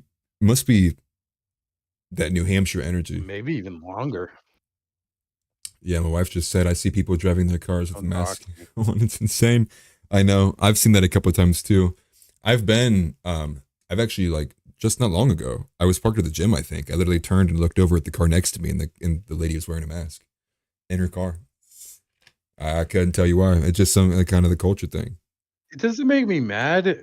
I'm okay with people wearing masks. Like if you're sick and you have a cold and you want to put on a mask, that's awesome. That's, in my opinion, that's you caring about the people around you. The problem for me was like when they were saying, "Oh, well, you have to wear a mask to come into this place." I don't even care if I see somebody wearing a mask, but like you're not gonna force me to do anything. And you were right with the vaccine. It was so weird. People were getting like stuck in gas station parking lots with that fucking mystery shot. So like that's wild to me that they were like, "Oh, trust the doctors." Like you're in a gas station parking lot. This is a Cumbies right now. Like what are you talking about? Trust the doctors. That person's not a doctor. Yep. You drove into a gas station parking lot and got an injection through the window of your car, and you're telling me to 7-Eleven. doctors? See, well, Come listen, it's on. a Sox at Olentangy Trail. Yeah. What's hilarious is I think that honestly might have been the trail that me and my wife were at like a week ago, and I know it wasn't many, but I think there was one old guy who was wearing his mask, walking his dog. But again, that goes with what Donny had just said, which is like I can understand it, and honestly, this is a byproduct of being in the politics all the time. I forget all the minor reasons somebody might actually be needing to wear a mask. Because maybe the person could have an autoimmune disease and they just want to go outside and go for a walk and not jeopardize themselves. And honestly, we're doing them a disservice because we're trashing anybody who wears a mask regardless of the reason, because we're loosely just correlating it to COVID. So I will walk that back a little bit. But I do think that there are some people who wear them literally for no reason. Like I saw a lady who was, Well, oh, go ahead. oh, I was just gonna say, like, because you brought up immunocompromised. My grandmother was, wearing a mask, and there are other countries like if you go to China, there are people wearing masks everywhere because they're, like sick and they're packed in like sardines. Like, I have no problem with you wearing one by choice. I'm not gonna get mad about it, but like the government forcing you to wear one is a totally different conversation. Especially with a And they were beard, dude. making kids in like, yeah, I have a shamag that I prefer. But like there were kids that they were making compete in swimming with masks on. Yeah. You're waterboarding children for what? For Like, that virtue. doesn't make any sense. I mean, it's not even the fact that what the activity they were doing. I mean, let's talk about the fact that kids were in the least affected group, like the least dangerous group to be affected by or have any issues with was like young people. And then you have these videos that I see them to this day of like a toddler, dude, like a 2 or 3 year old. And they're like, okay, we got to wear the mask. And he's like, just tantrum, dude. He's like, get this off me, dude. But he's just crying, right? He's just trying to rip it off. Every 2 seconds, he's like yanking it off and they're just getting mad at him and he's crying. He doesn't understand. And it's like, dude, the kid has like a what? A 0.001% chance to catch COVID. And then he has like a 0.0000000 whatever chance it may be to actually like have any kind of symptoms or negative effects from it. And so it just made no sense, especially because it was all top down. But then again, it makes you think. Do you want to hear a hot take? Go ahead. I loved it. I loved COVID. I was a big fan. Why? As an introvert, I was like, I've been training my whole life for this. Like, I'm ready. Like, I mean, no. We got married, we bought a house. Like, we both got to work from home. Like, it was amazing. I don't like that I was forced to do things. I don't think the government should have the power to do that. But man, I was all about it. You like it felt good though. Yeah, it felt good. People didn't talk to me on the street, which is nice. Well, see, because I'm very introverted. I'm pretty good at pretending to be an extrovert when I need to, like when I'm working or trying to do the show. Yeah. But realistically, it's just not my natural state of being. No, I'm the same way, dude. Like it's not like, and I'll say this too for anybody who might actually like see me in person or anything. Give me the first 3 seconds with grace, because sometimes like I am just a very focused human being or in the zone type person. I'm probably not going to be very friendly to you, especially if I have headphones in or something like that, because I just operate like that. I am very introverted, but I'm introverted in the sense of like I'm going to accomplish my mission and then I'll care what you have to say. Like I'm just like that, dude. I don't know the other way to describe it. I'm very introverted in the sense that like I probably don't want to talk to you. I am that way too, like because I'm somebody who kind of feels pained by casual conversation. That went away for when I was serving and bartending for so long. I just got good at it. COVID in here saying, or it's not saying, COVID was great for traffic. Dude, it was. When I first went back to work, cops didn't pull you over either. No, not at all. When I first went back to work, it was so nice because where I lived when COVID had happened, I lived a quarter mile from the busiest highway entry ramp in the whole city. So just literally like leaving my apartment during those times, like the busy normal traffic times, would take me 15 minutes to pull out of the driveway and get to the first traffic light. So once COVID happened, it was like, dude, I was getting to work early. I'm like, how am I here 30 minutes early? I'm like, oh, because I keep leaving at the same time. I don't need to be leaving at this time because there's no traffic, dude. People just got terrified. But where I was at, they took away our basketball courts. They sawed seesaws off entirely. They took entire merry-go-rounds. They unhinged it from the ground, pulled the merry-go-rounds out. They unchained swings. I'm trying to think of other things that they did. They filled a couple of skate parks in Columbus with sand, although they did pull them back out for a bit. What else did they do, man? I'd have revolted if you messed with my park. Oh, they did everything, dude. And I lived right next to Goodale Park. I'm gonna throw a fit. Yeah, it was terrible, dude. Like to the point where they were unscrewing. So some of these basketball rims, they literally just took them off. Like they literally just took these rims off of the backboards. And some of them, they had this crazy thing I've never seen before. It was like this cement kind of block, but they filled it in the basket. So it was like the rim was still there, but you couldn't play basketball in it because they had filled it with something. I don't think it was cement because it didn't make sense that it would stay there, but it was some kind of like filler that prevented you from being able to use the basketball court. And I think at some point, somebody eventually did get a ladder at a basketball court near me at JO South in Columbus, and they yanked it out. I think they spent it like a couple hours. They yanked it out. I think you muted yourself, Donny.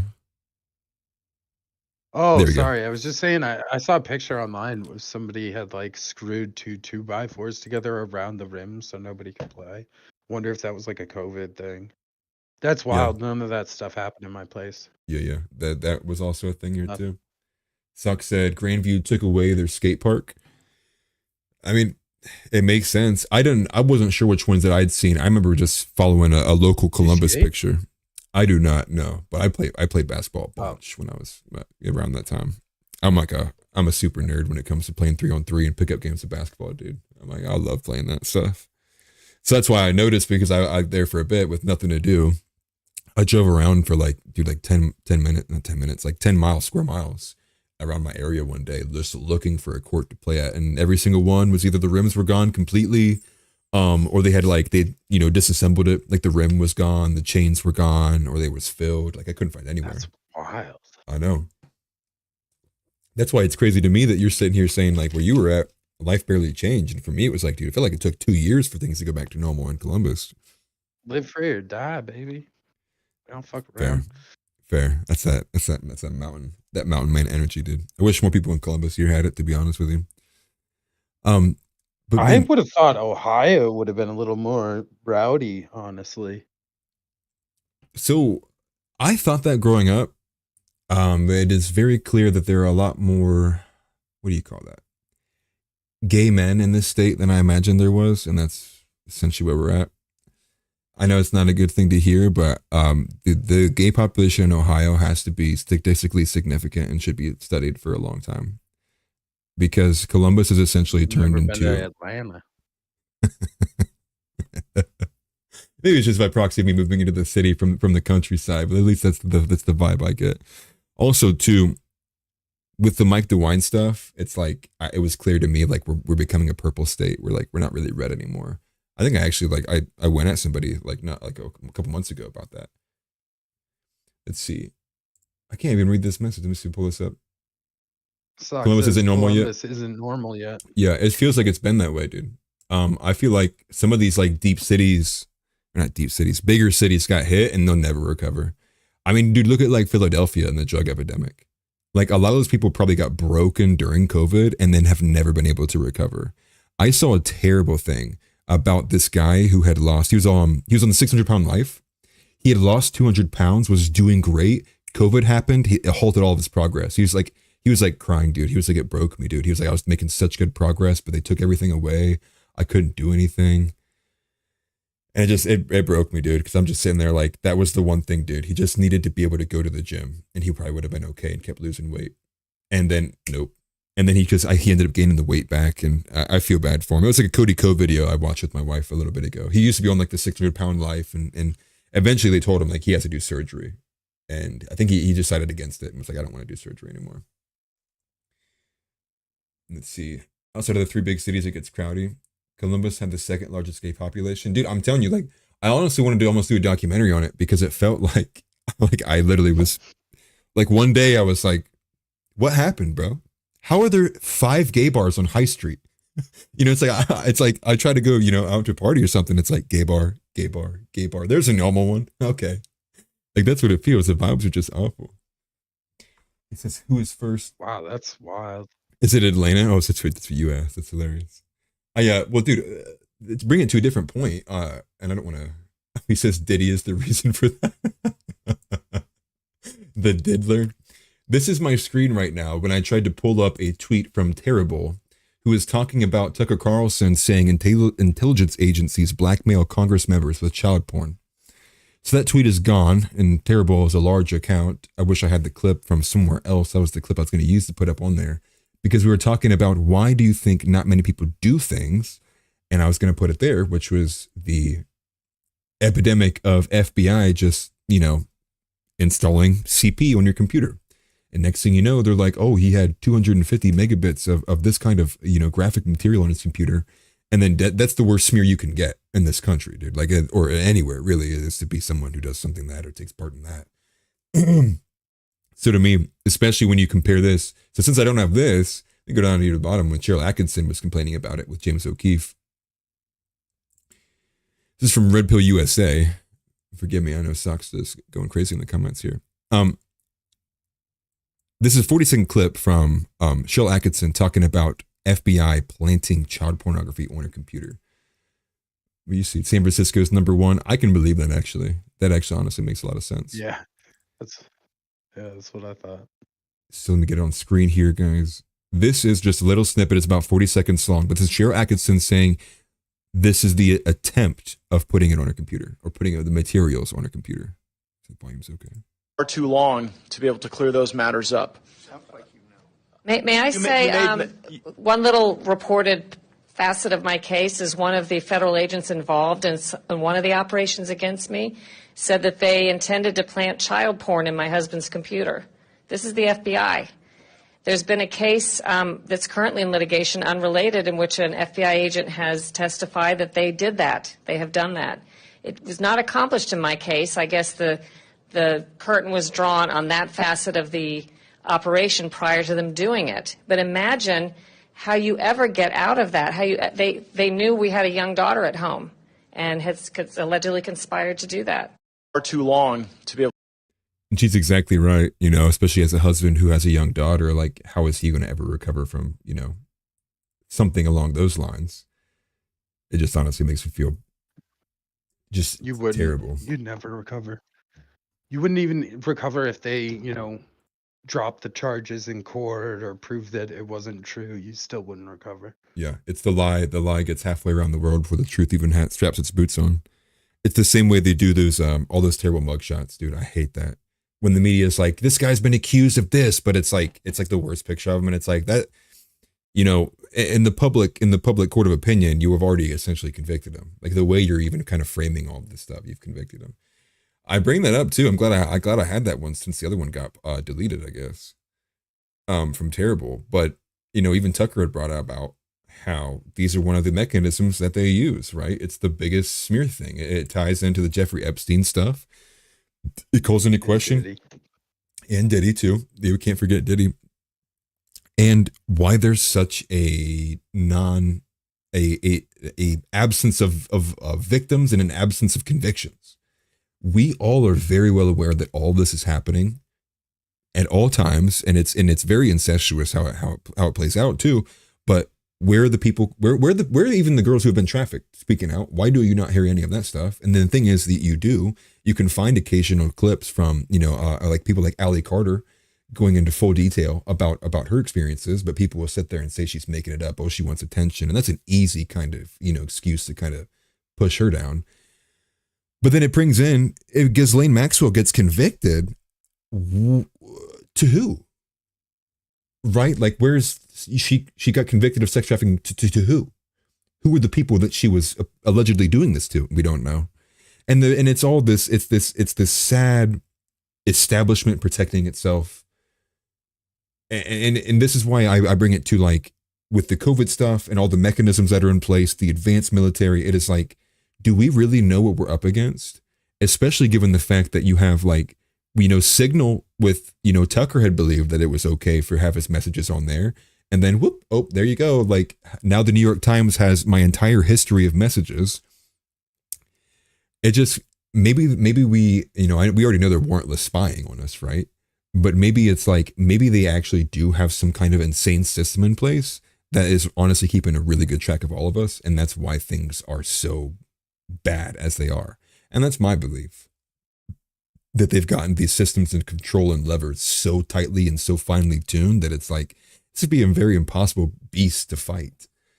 And as he Sock, he said, Mike Davis got, why can I read that? Mike Davis got busted here in Columbus. Oh yeah. Mike Davis. Why is that not familiar to me? Me neither. Interesting. You have to tell me more about Mike Davis, Sock. That doesn't sound familiar to me. I'm going to feel like an idiot if I should know this. Oh my gosh. Okay. I see it right here. Not this one. Is it this one? Oh, okay. Judge denies Mike Davis's motion. Oh, let me put this on screen. Mike Davis is motion for early release from prison. Davis was sentenced to a minimum of 4 years of pleading guilty to 4 counts of pandering sexually oriented matter involving a minor. Happened here in Columbus, Ohio. So a former 10 TV meteorologist, Mike Davis. So are you saying that Davis was saying something? I did see another article. Let me go back. To be released from prison after serving a 4-year sentence. Fall from grace. Interesting. That's kind of a low sentence, right? You've pleaded guilty to 4 counts of child pornography, and you only get 4 years. Interesting. Didn't we talk about California? How buying a child for sex is a misdemeanor? Are you Did we serious? talk about that? Yeah. You're joking me. No, this was a tweet I put up. It's somebody going around on the street asking people that live in California if you buy a child for sex or sell a child for sex, is that a felony? And obviously people say, yeah, you should be in jail for life if you do that. And it turns out it's a misdemeanor in California. Oh my gosh, dude. I'd like you tell me something like that. I'm like, bro, Jeff has no chance.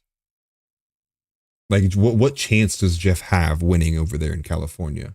Especially when he can't even defend himself and they're going to bring in California trans experts on his behalf. Like, dude, like it's legal to traffic here, bro. Well, it ain't a felony.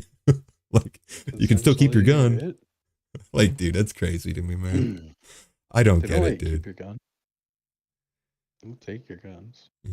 Yeah. I wonder what the laws are there in California over gun. California has the weirdest gun laws. You have to like have specific California modifications done to your firearms in all the cases. Same thing they do with the cars. Your gun has to be green. It has to be efficient for the climate. The car thing is funny because those batteries take all kinds of natural resources that are just nasty to have to mine for, and causes a lot of misery in places like the Congo and stuff like that. Though I don't. Listen, dude, that's what I'm saying, dude. Truth is stranger than fiction. Clown world. Dude, more than clown, it's a evil clown world. You know, like the clown's not even just like doing dumb stuff. It's like it's all dumb and evil at the same time. Yeah, it's It from Stephen King. Oh, dude, he's somebody who's like, I think he's possessed, given his political rhetoric. Dude, oh my gosh, and he's on like Twitter, like doing like promoting leftism, and like everybody knows how much cocaine you did. Like nobody thinks like we should listen to you about this stuff. He doesn't even remember writing Cujo.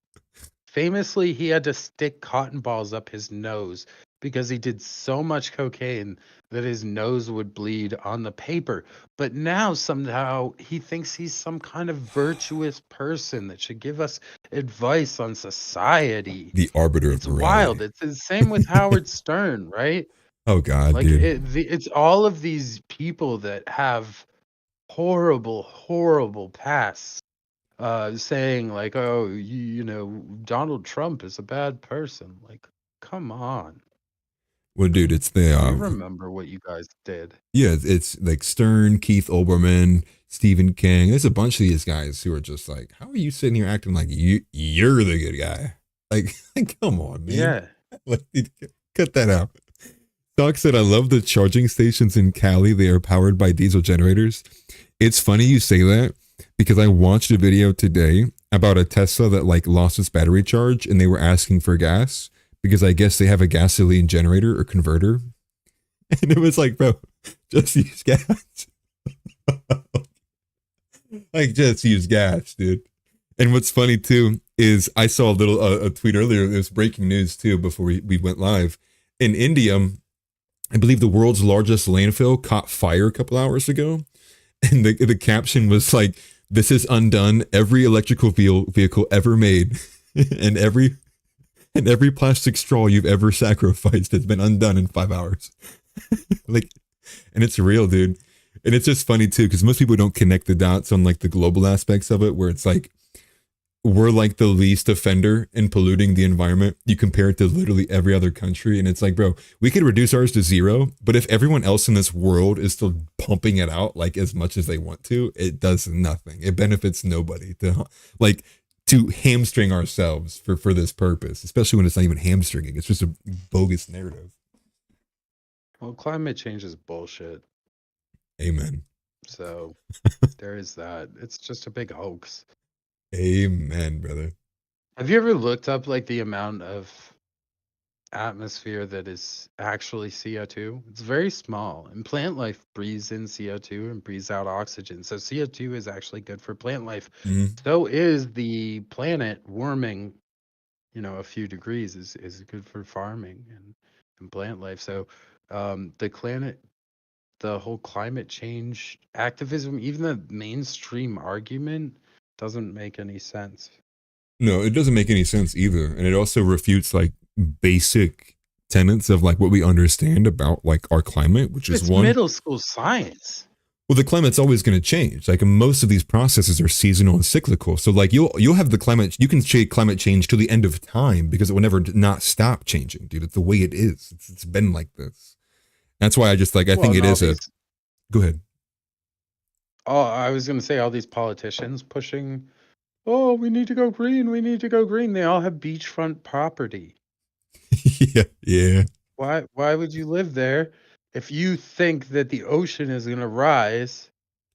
Insurance companies wouldn't even insure those properties if they thought, oh, well, it's going to get swallowed by the ocean in 10 years. Right. Also, I had posted this before too, but it was like acid rain, then it was global cooling, then it was global warming. Now it's just climate change. Like every decade they have like a new Yeah. hey, give us your money to make the weather gooder government program, Yeah. The weather gooder program, dude. Yeah. That's a South Park. Give us your pennies to make the weather gooder. I'd honestly give money to a weather gooder program before I gave it to a climate change activist.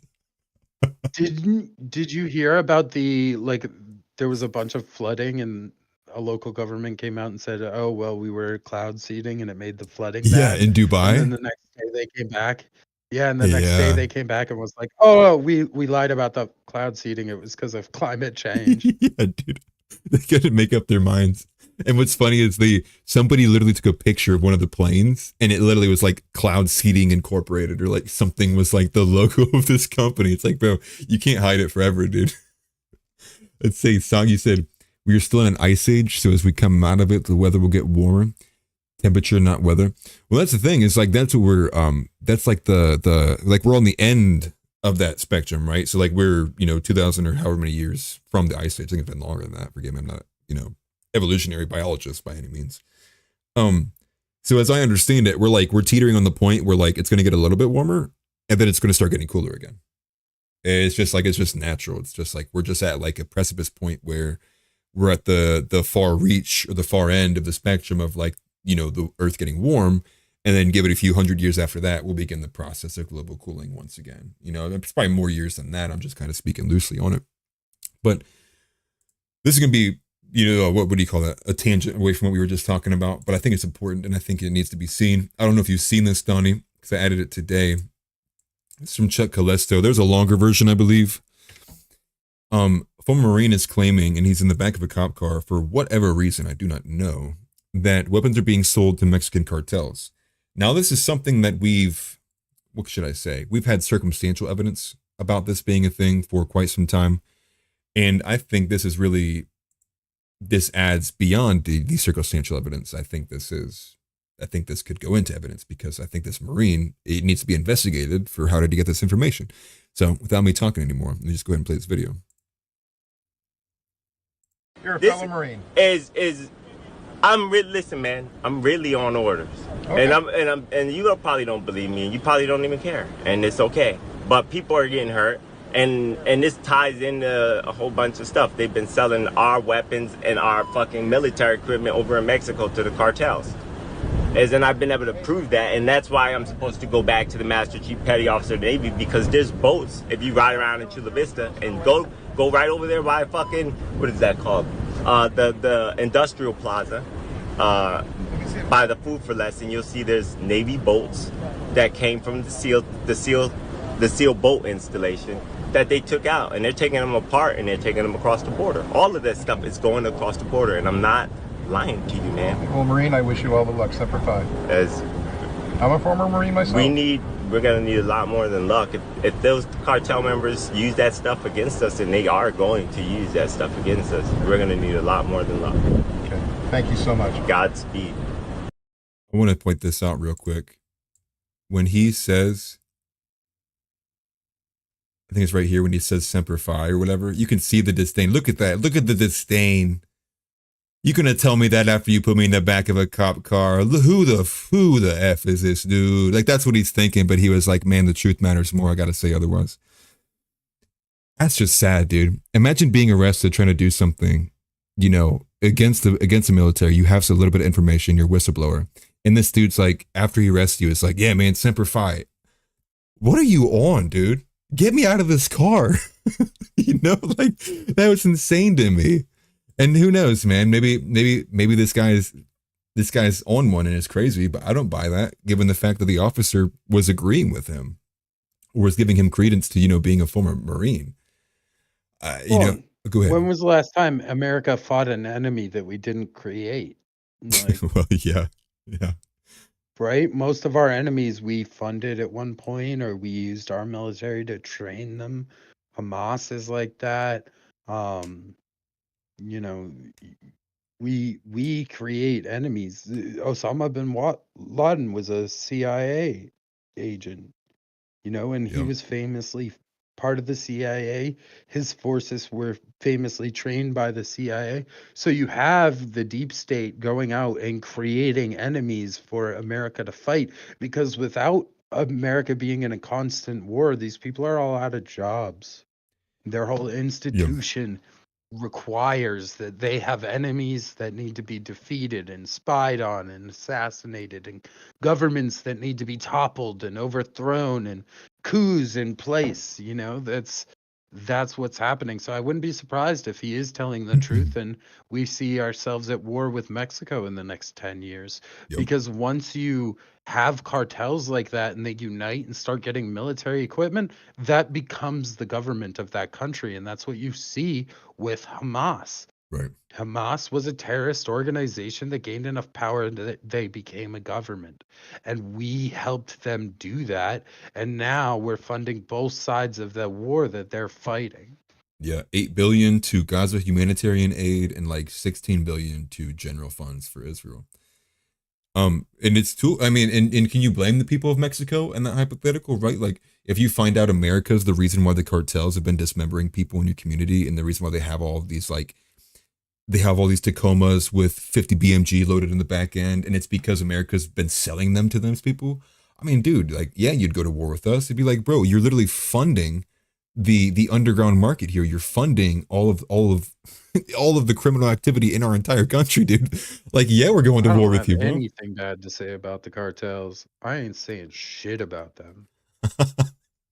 They very famously do not care if you just shit post or say something online. Yeah. There are documented occasions where somebody talked a little shit online and that was the end of them. Like, so I've got nothing to say about the cartels.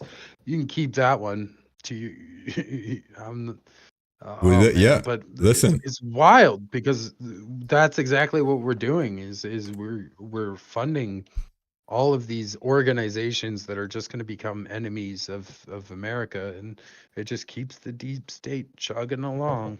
I saw a great post today. It had Saddam Hussein, and it was like funded him, and then on the next picture it was like, we killed him, and then on the left it was Osama bin Laden, and it was like, funded him, and then we killed him, and then on the bottom it had Zelensky, and it was like, funded him, and then on the right it's like, to be continued. And it's like, dude, America's pretty on track for constantly repeating the same exact garbage. So I would imagine, you know, Zelensky will be the next terrorist we're after for whatever reason. And then they're going to attach him to the Azov battalion. I don't know, do something crazy like that. And the next thing you know, we just have another reason to keep buying military equipment, selling it, killing people, bombing people. And that's why I thought it was a great point from Tucker Carlson, which was like, you have these guys who like have failed miserably, right? You know, and they end up in these positions that like nobody wants to be in these positions. And, you know, like they have no attachment to God. You can see it in the way they talk, their political natures. They're slimy people. They just want the best offer for themselves. They're selfish in nature. They, you know, they can't make their wives happy, you know, as he said. And so they get their only identity and good feeling out of literally bombing the shit out of foreign countries and killing people. And that's like the only power that they can feel in a mass. I think there's truth to that. I think that's why you see so many people who are like Lindsey Graham, who just will beat on the table for these things to happen, because for him, it's the only way he moves forward in life, right? Like his wife hates him. He's hated by his own community. And the only way that he can get some benefit out of it is by, you know, lending his ear to, what did you say, Lockheed? Oh, okay. Iran. And it's like, as long as he gets richer, it's some way that he can benefit himself. And I think there's a lot of honest credence to what, you know, Tucker said with that makeup of our politicians. And then I see stuff like this with the poor guy who tries to do something about it. And like, I'll probably never see him again. The world will probably never see this kid again. And that's depressing. It goes to the all of these levers. Everything's separated. It's categorically decimated, kind of how the Bob Lazar story with Area 51. You know, nobody knows enough. Everybody knows just a little bit, but it's all fragmented. So nobody has enough to make a legitimate, conclusive decision to move forward on anything. It just sucks. And it's all around. It's all bad. And I don't expect it to end anytime soon without a catalyst, like we said earlier. Yeah. Well, the government is like think of it like a video game, right? The longer the game is out, the more likely it is that the community playing the game are going to find a way to exploit the rules of the game and break the game. And for video game developers, they release constant patches to even and rebalance the game, but the country does not do that. So these people have figured out how to break the game, what rules they can bend, what rules they can break, to just break the game and exploit it in a way that serves only them. And that's really the problem. But the problem is also they have an army of useless idiots behind them that further just prop up their fake system that they've created to control. And it's a mess, man. It's not good. I mean, you tied that to like, I know we both dislike him, but I mean, Tim Pool's analogy of essentially how the GOP operates with the, or the new right, I can say, or even America First politicians with the left, where, you know, you're playing a game of Monopoly and the other, you know, the Democrats just grab all the cash in the game at the very beginning and then put it on their side. And they're like, you're moved, dude. And you're like, what? Like, in the GOP goes like, what? Like, what'd you do? That's like you just cheated. That's legal. You can't do that. And they're like, you want to play the game or what? And they're like, well, I'll play, okay. And they roll the dice and then just lose every single time. That's essentially what it looks like. But I mean, that also aids the argument of the establishment. But yeah, you have all these things working all hand in hand in tandem. At the same time, you have like food supplies being poisoned with Lord knows what, making the frogs gay. And, you know, you just have a bunch of stuff like that. It's just like you're up against so much. Even those people who do know or in the know still find themselves going, yeah, but is it worth it? And that's what sucks, because that's like the defeated position, right? It's like they look up and they go, yeah, dude, but like, I'm just gonna get in my car and go 145 miles into that brick wall over there, man. Like, what's the point of saying this? You know, it's like, especially because what you'd said, like, they're really good at spot removal, and you know, it's not like the way the game developers are, where you know, patch, updated, like cleaned up. Except when they do it, it's like they go to Waco, Ruby Ridge, and they just eliminate. You're gone. See ya. Or you do it with the Jeffrey Epstein documents, and you go, yeah, we'll release them all. Redacted. Redacted. And you try to read one of those documents, redacted. And they're just mocking you. They're like, see, we released it, but you can't read nothing. It's like, it's a mockery game, right? It's a humiliation tour of the American people. And at some point, it's going to be like, you have to look into the mirror and go, men who had way less than me, who barely lived to see the age of 45 years old,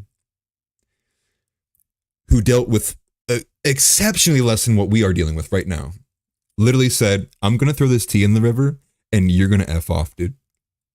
And I can't make that connection, because to me, it's like we are not even culturally homogenized to what the American people should be. And that's what sucks too. It's like, we're speaking to all this. The American spirit's been broken. It's been divided. It's been shoved into a small little corner over there. And the ones who try to come out of it, they go, man, why do you hate Jews? And okay, man, like, well, that's how the conversation went and it's over. That just makes you feel bad. Have you ever seen the movie Wag the Dog? Yes, a long time ago. It's an older one, isn't it? Yeah, it's a bit of an older movie. It's got Robert De Niro and Dustin Hoffman, and they are campaigning to get their candidate reelected. And it's outed that he's a pedophile and he had sex with like a Girl Scout or something. And they're trying to figure out how to get him elected, and they decide that we just need to distract the American people for 11 days. So they create a fake war narrative with Albania, I think, if I remember correctly, that we're going to war with Albania, and they create this huge fake plot around this Albanian war to distract from the fact that the person that they're re-electing is a pedophile. And real life just imitates art, doesn't it? Yep. Right? We find out the president running for re-election molested his daughter in inappropriate showers.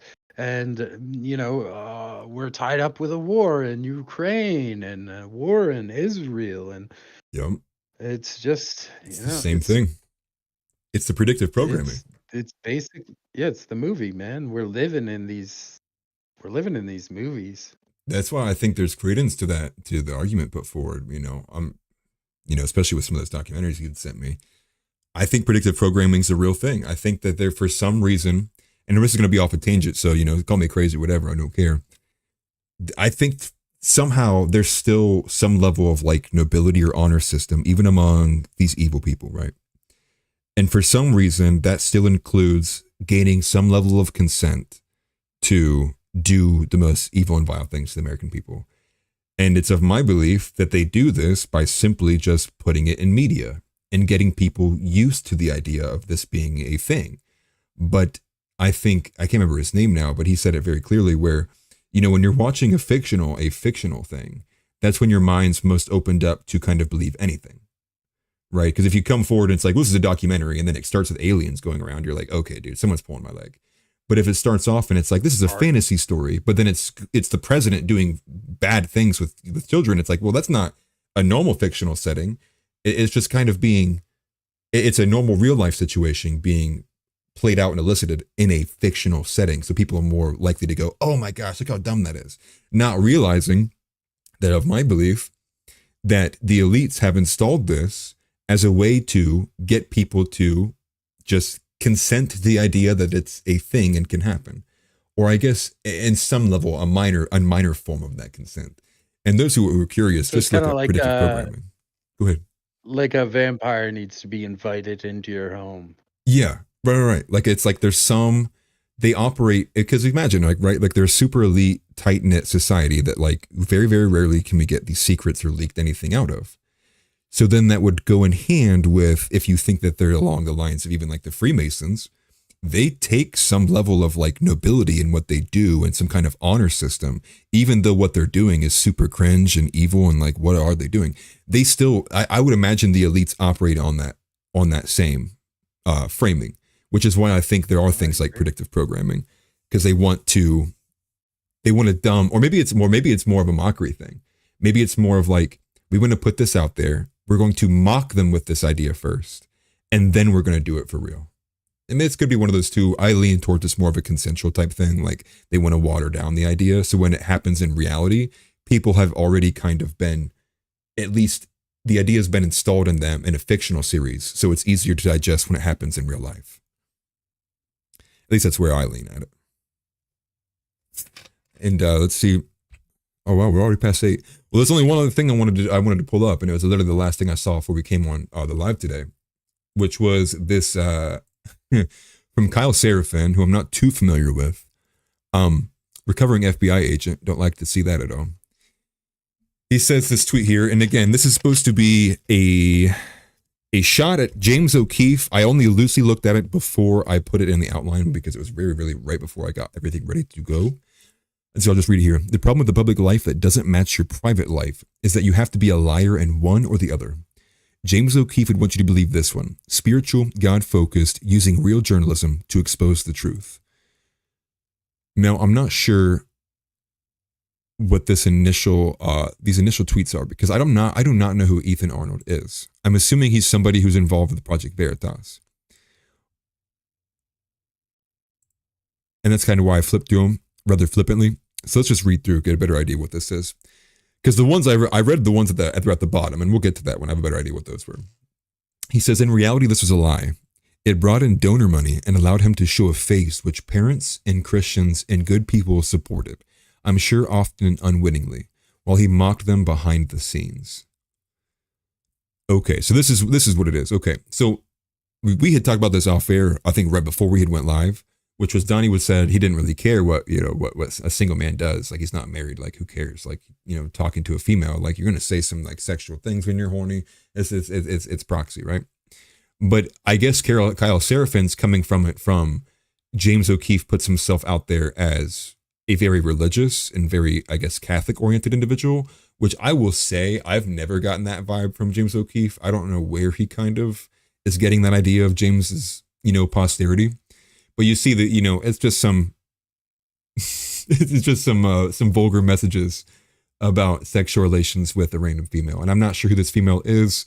I won't keep on screen long, but they're there, right? And so, and this is what Kyle Serafin is alleging, is that James O'Keefe is this Christian journalist who is clearly not a Christian in his private life. It's far be it for me to say that James O'Keefe is a fake Christian. I'll be honest. I've never even got the perception that he was a public Christian. So honestly, maybe there is some kind of merit to what Kyle is saying. But he says, like all good Christian journalists, James required his staff to read his DMs in order to find tips and leads. Unfortunately, the employees were also subjected to his dirty talk with various female liaisons, I should say. This is considered sexual harassment for male and female employees under NY employment laws. Oh, Lord. Okay, James. But it looks like it's the same girl. I don't see any that he said multiple females and multiple. This girl seems like she's completely fine being messaged all of this stuff from him. And again, it's just continuing. It looks like it's one thread from one female. And then let's see, Kyle Serafin says on this, and his donor-funded salary was being used for all of the things you'd expect a moral and upright man who speaks to crowds for speaking fees as much as $25,000 a pop, about being brave, bold, and virtuous, and exposing corruption, spends his money on. Custom hood jewelry. What?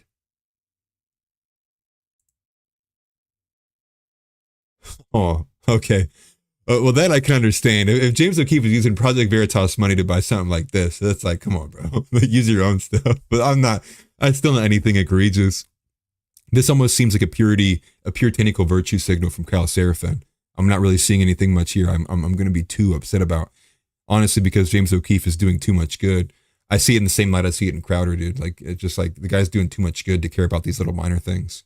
And I will say what Crowder did is probably a bit more egregious than this. Yeah. And this top comment says, so you're trying to spear James and all you have is mild dirty talk between him and a single lady, recovering FBI agent. Right. That's a good one. I'm with that person. Who gives a shit? The guy's doing a whole lot of good. He's definitely a net positive. But also, this isn't really even that big of a negative. Like, he's already talking some lady. He's single. She's single, I imagine. I don't know what the problem is.